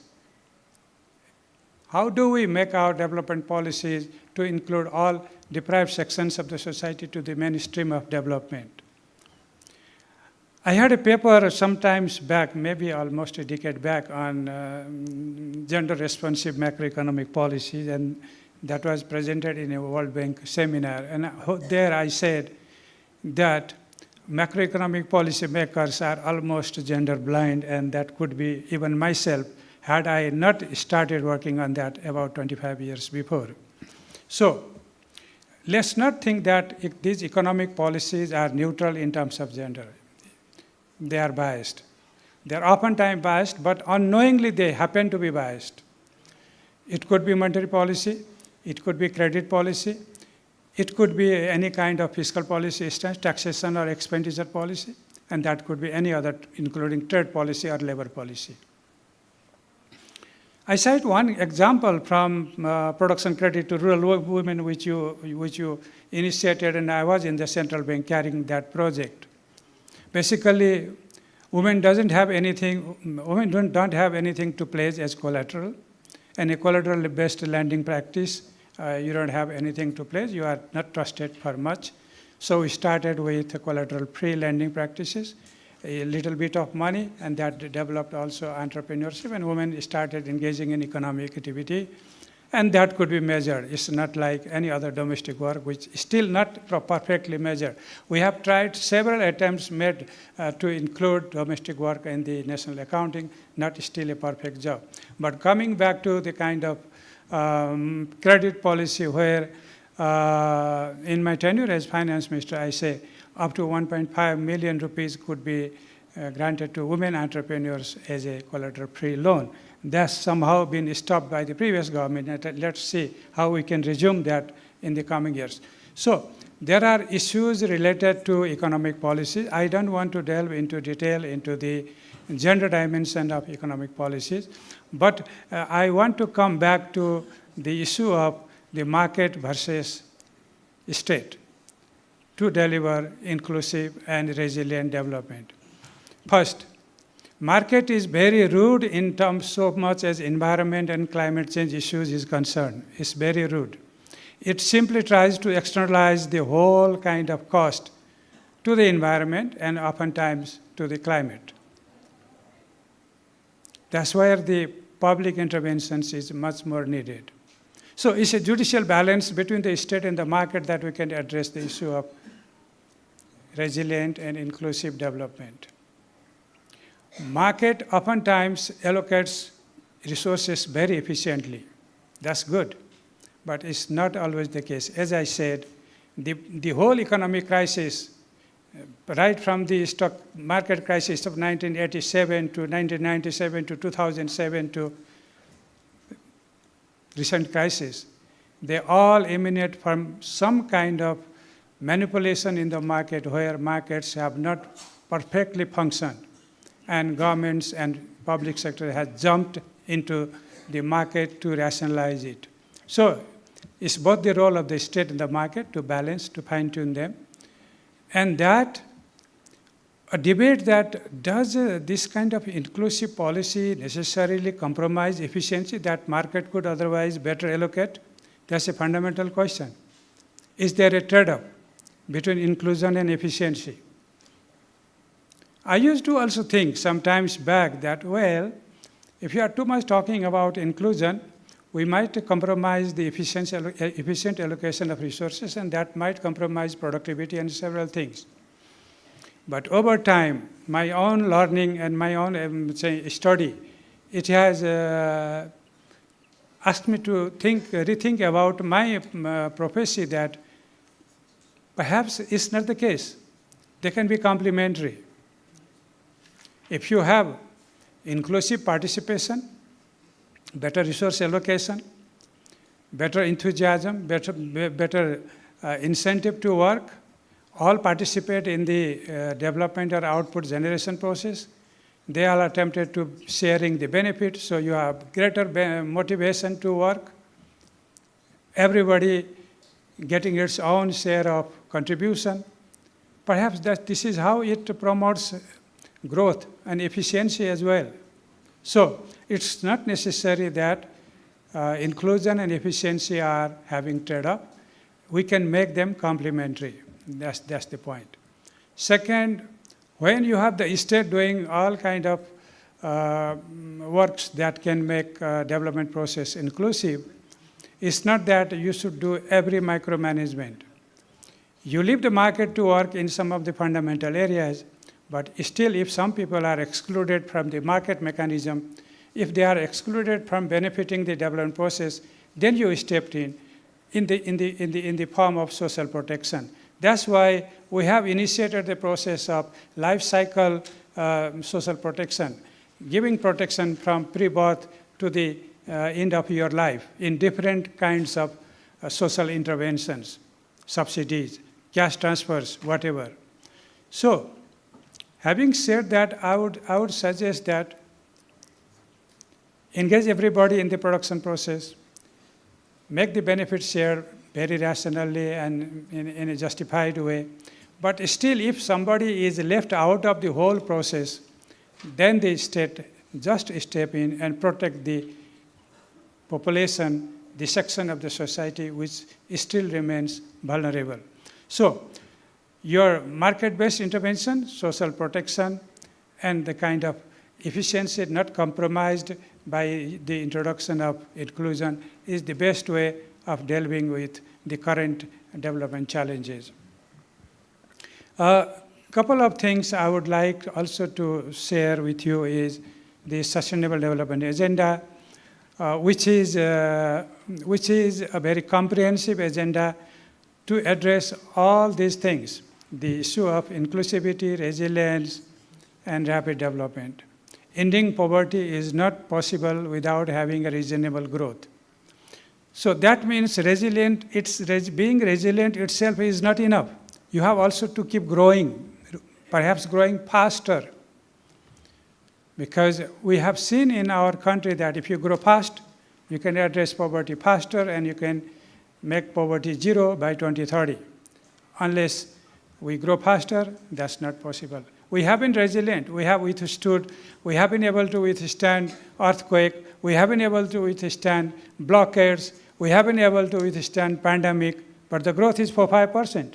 Chandani, you mentioned those numbers already. Is that enough for our development? Not. We need at least 6-8% growth so that we can create more jobs, and the issue of letting our youth go abroad for job would be addressed. Only by propelling our economic growth, that creates job, that we should be able to create, to just bring back our working youth abroad to country or not to send our youth abroad. So growth is important. So inclusive, resilient, and rapid development process triggered by rapid growth is what we are thinking today. That's the whole story. Is there anything we have done so far? Sometimes we are so pessimistic about everything we have made ourselves. Take, for example, the gender issue. Women's representation in the political process. From parliament to provinces to local governments and to the political parties and to the NGOs and civil society organizations. In parliament, our elected representatives already put together 41%, at least 32% in NGOs, at least 40% in cooperatives, gender parity in school education, and close to parity at higher education. These are good things happening. From less than 8% of the civil service cadre being women about 2 decades before, now they are getting 28%, closing to 30%. There are women representations in business communities, and it's getting better, but that's not sufficient enough. We have to do more. We are not talking about only inclusion, we are talking about equality. So to make them equal, we have many more things to do.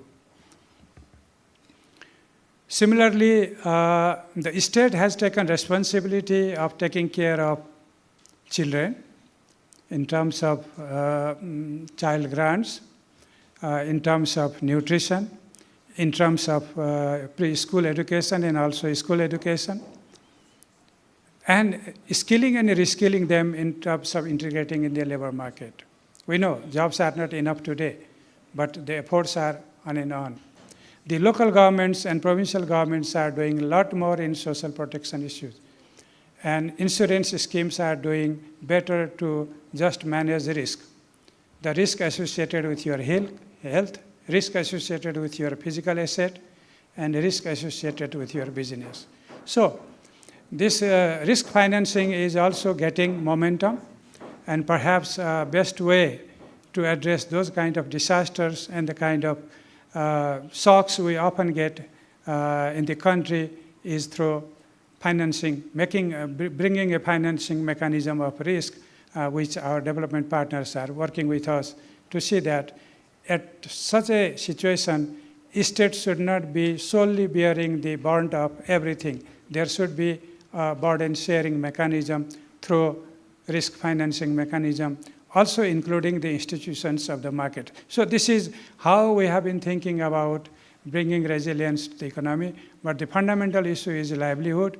In livelihood, I must touch upon agriculture, which has to be resilient to climate shocks, which has to be resilient to different kind of other shocks, sometimes even the market shocks. So unless we talk about agriculture being resilient, which is the lifeline for almost 2/3 of the Nepali households, we cannot simply think of a resilient development process without having agriculture into the picture. So with this, let me first thank you, NDRI, for inviting me to this very august gathering and giving me an opportunity to share some of my thoughts. It was a very, I would say, a learning experience with so many eminent persons. And I also learned a lot, and I also got some policy feedback as advisor to the Prime Minister. I'll carry your message to the government to include wherever rational the kind of issues and suggestions brought about by this discourse. Thank you. Thank you very much. Thank you, Dr. Khatiwada, for your extraordinary comments. We are energized by your positivity. Now, allow me to call upon Dr. Krishna Pahari, the chair of this session, to hand over our small token of love to our esteemed dignitaries on dais.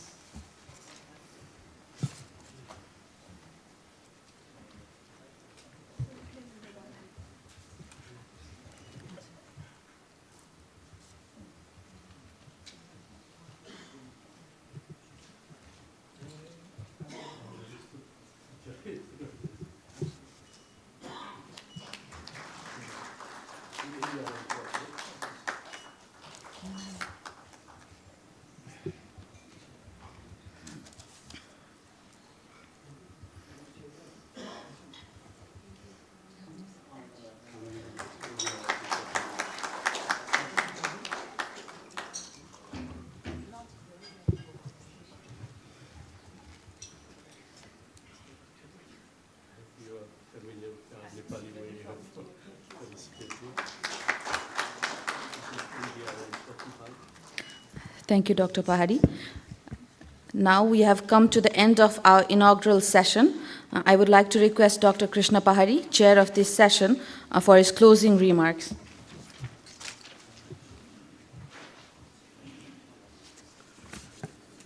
Thank you, Asmaji.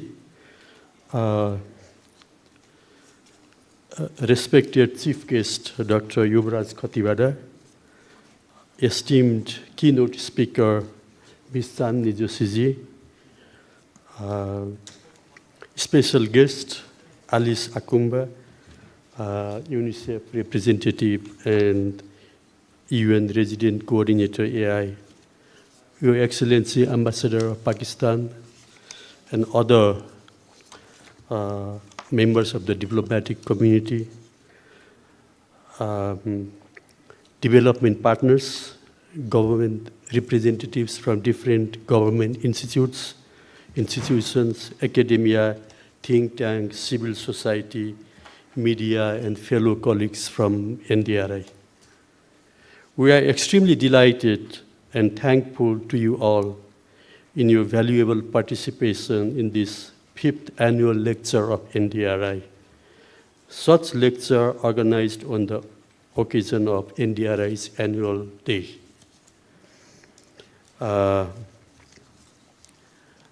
Just to give you a background, when we organized our annual day, as a think tank, we thought 5 years ago that instead of making other kind of celebration, as a think tank, we should provide a platform for some food for thought for the broader society at large, so that we can provide some contribution towards this thought process on the social transformation. So we started this 5 years ago. Now it's the fifth annual lecture series. Over time, we have realized that NDRI is now, it is one of the things for which NDRI is known in the academia and research ecosystem in Nepal. And as you learned from our video earlier, we recently received a so-called policy award from the Policy Research Institute. We are very thankful for this, but it also adds some responsibility, sense of responsibility for us, that we should do more in this country, where the evidence-based policy formulation is more than necessary when we are facing with multitude of challenges. Particularly today's topic is very timely: inclusive, resilient development in this very fast evolving national and international context, which is challenging, very challenging, yet it's the only way for a developing country like ours, which we have ambitions for prosperity and well-being in the midst of these complexities. So, on this occasion, we have Madam Chandni Joshi with 6 decades of dedication to the cause of inclusive development, not only in Nepal, but in the whole region and also globally. So what an honor for us. We are truly honored to have you as our keynote speaker today. I believe this marks an important milestone for NDRI. I hope the audience has benefited from her words of wisdom. Particularly, I am deeply inspired by your sense of positivity in the face of challenges. You have rightly indicated some priority areas for us to work on, such as mobilizing internal domestic resources, taking steps towards a more dignified migration, while we still have to depend on migration as one major contributor to the economy. It cannot be solved overnight, so in the meantime, we have to work for a dignified, safe migration. Creating job opportunities locally and focusing on improving skills using technology and so on. Indeed, all of us need to work together. As Madam said, Man Bachandra Karmali, with soul, with mind, and with our deeds. That's a very powerful message. Together, I hope we'll find a way forward for our shared future with peace, harmony, and prosperity for all, and not only for the few privileged ones. Thank you, Madam. And since you mentioned we need now a silent revolution for social economic transformation. NDRI believes in the power of evidence for social transformation, and we assure you that we'll continue to work to provide evidence in order to help this socio-economic transformation. And on this occasion, we have our chief guest, Dr. Khatibara, who needs no introduction. What an appropriate person to have as a chief guest on such an issue, who has been in the forefront of our economic policies as the advisor to the Prime Minister on Economy and Development, former Minister of Finance, Vice Chancellor of National Planning Commission, former Governor of the Nepal Rashtra Bank, and even as ambassador to the US. So he has been a part of this process in Nepal for quite a long, and I hope the messages from this deliberation today, he will take it forward somehow into the policy making. I'm actually thankful to Dr. Khatibara when you said at the end of your remarks that you will take some of the messages from here into the policy level from your side. I think that is very kind of you.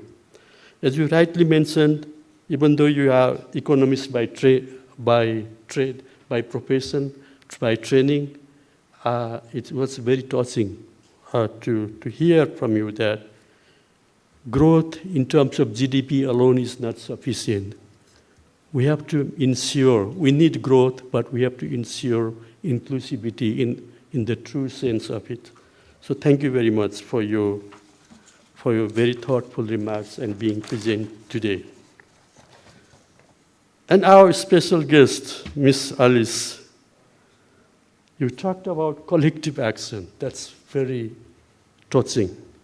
I was very impressed with your extensive knowledge about Nepal. You talked about the mountains, our Karnali, our Madhes, and all that.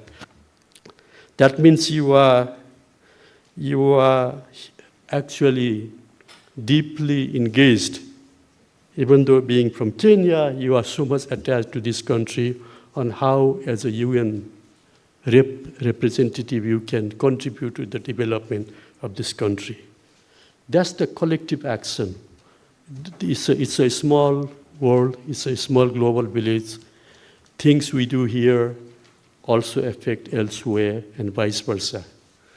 And there are things to learn from each other. Like you are here in Nepal, I hope you are being treated well so far. I had the honor of living in Kenya for 3 years as a UN staff. I see there are so many things we could also learn from Kenya, honestly. Kenya is famous for safaris, national parks, etc., but there is more than that. Kenya is also the place, land of beautiful mind and people like Alice. Yeah? For example, just one example, M-Pesa, I don't know if you've heard of it. Now it's digital mobile transaction for money is quite common in Nepal. But even 10, 15 years ago, Kenya, they used to use M-Pesa, even by ordinary people who didn't have a smartphone, no internet connectivity, still they could use M-Pesa. In some way, I see it as a pioneer. So there are many things we can learn, this so-called South-South learning. We can learn from each other. Like Madam Chandni Joshi mentioned, we can also learn from our neighbors, from India, from China, from Pakistan, Bangladesh, Sri Lanka, and we can also learn from Africa. That's what I truly appreciated during my 5 years of living in East Africa. So I think, as Chandni Joshi mentioned, let's pause and reflect, and then look for the way forward. I hope this provided you an opportunity to do that, and we'll be working together in that direction. And then we are not done yet. This will be followed by a panel discussion after our coffee break, where we will have a very distinguished participants, including Biswa Parajuliji, who has a very long and distinguished international career as the UN resident coordinator in Myanmar that I remember, and also maybe Zimbabwe, and he was WFP's country director in several countries. So we are so happy to have you. And we have Sangeeta Rana Thapaji, whom I knew as a UN Women's in charge in Pakistan, and later she was in Liberia, I suppose, and she also had a long history of contribution to gender and inclusive development process in Nepal. And then we have Professor Gewali, who was very appropriate person to talk about the growth. He was one of the members of the high-level economic reform suggestion committee. I hope you will stay on during the panel discussion and you'll benefit a lot. And we have Professor Leknath Sharma, the executive chair of the PRI, who has kindly agreed to be the chairperson in that panel discussion, to be moderated by our colleague, Professor Punni Regmi. So I hope we'll have a lot of things to take a lot of takeaways from that.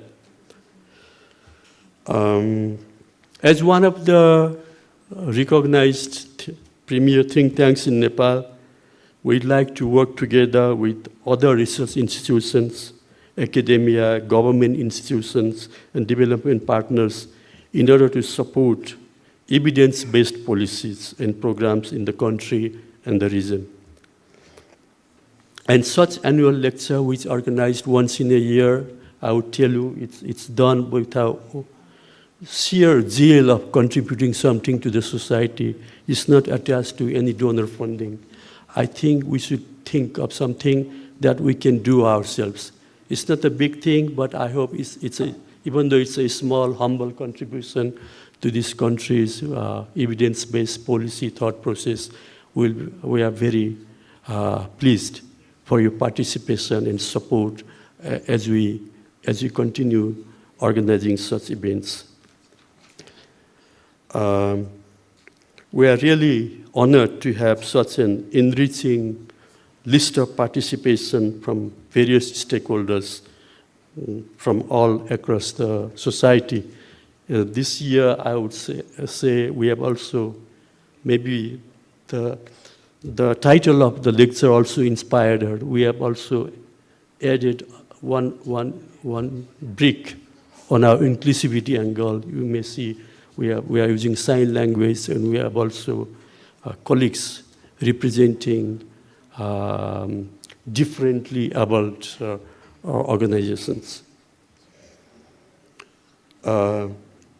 Finally, I would like to reaffirm the commitment of NDRI to continue to work relentlessly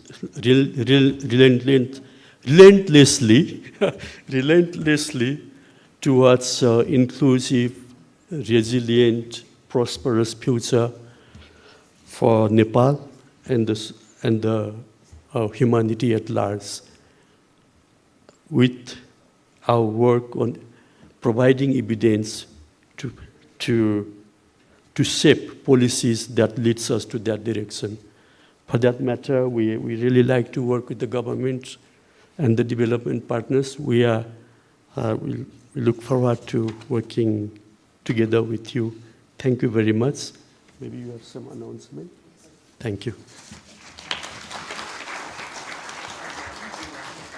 Thank you very much, Dr. Pahari, for a wonderful closure. Before we adjourn this session, I have a few announcements to make. We'll be taking a brief intermission for a group photo session, which will be followed by a tea break. You may wish to take a moment to go through the posters showcased in the garden allocated to the right-hand side of the hallway. You will also find NDRI's knowledge products displayed there for your exploration. We'll resume the event at 12:20, so kindly return on time as we have an exciting panel discussion session awaiting you. Now I request our NDRI colleagues to facilitate for the photo session. And I request our audience members to come forward once the seats are arranged. Thank you.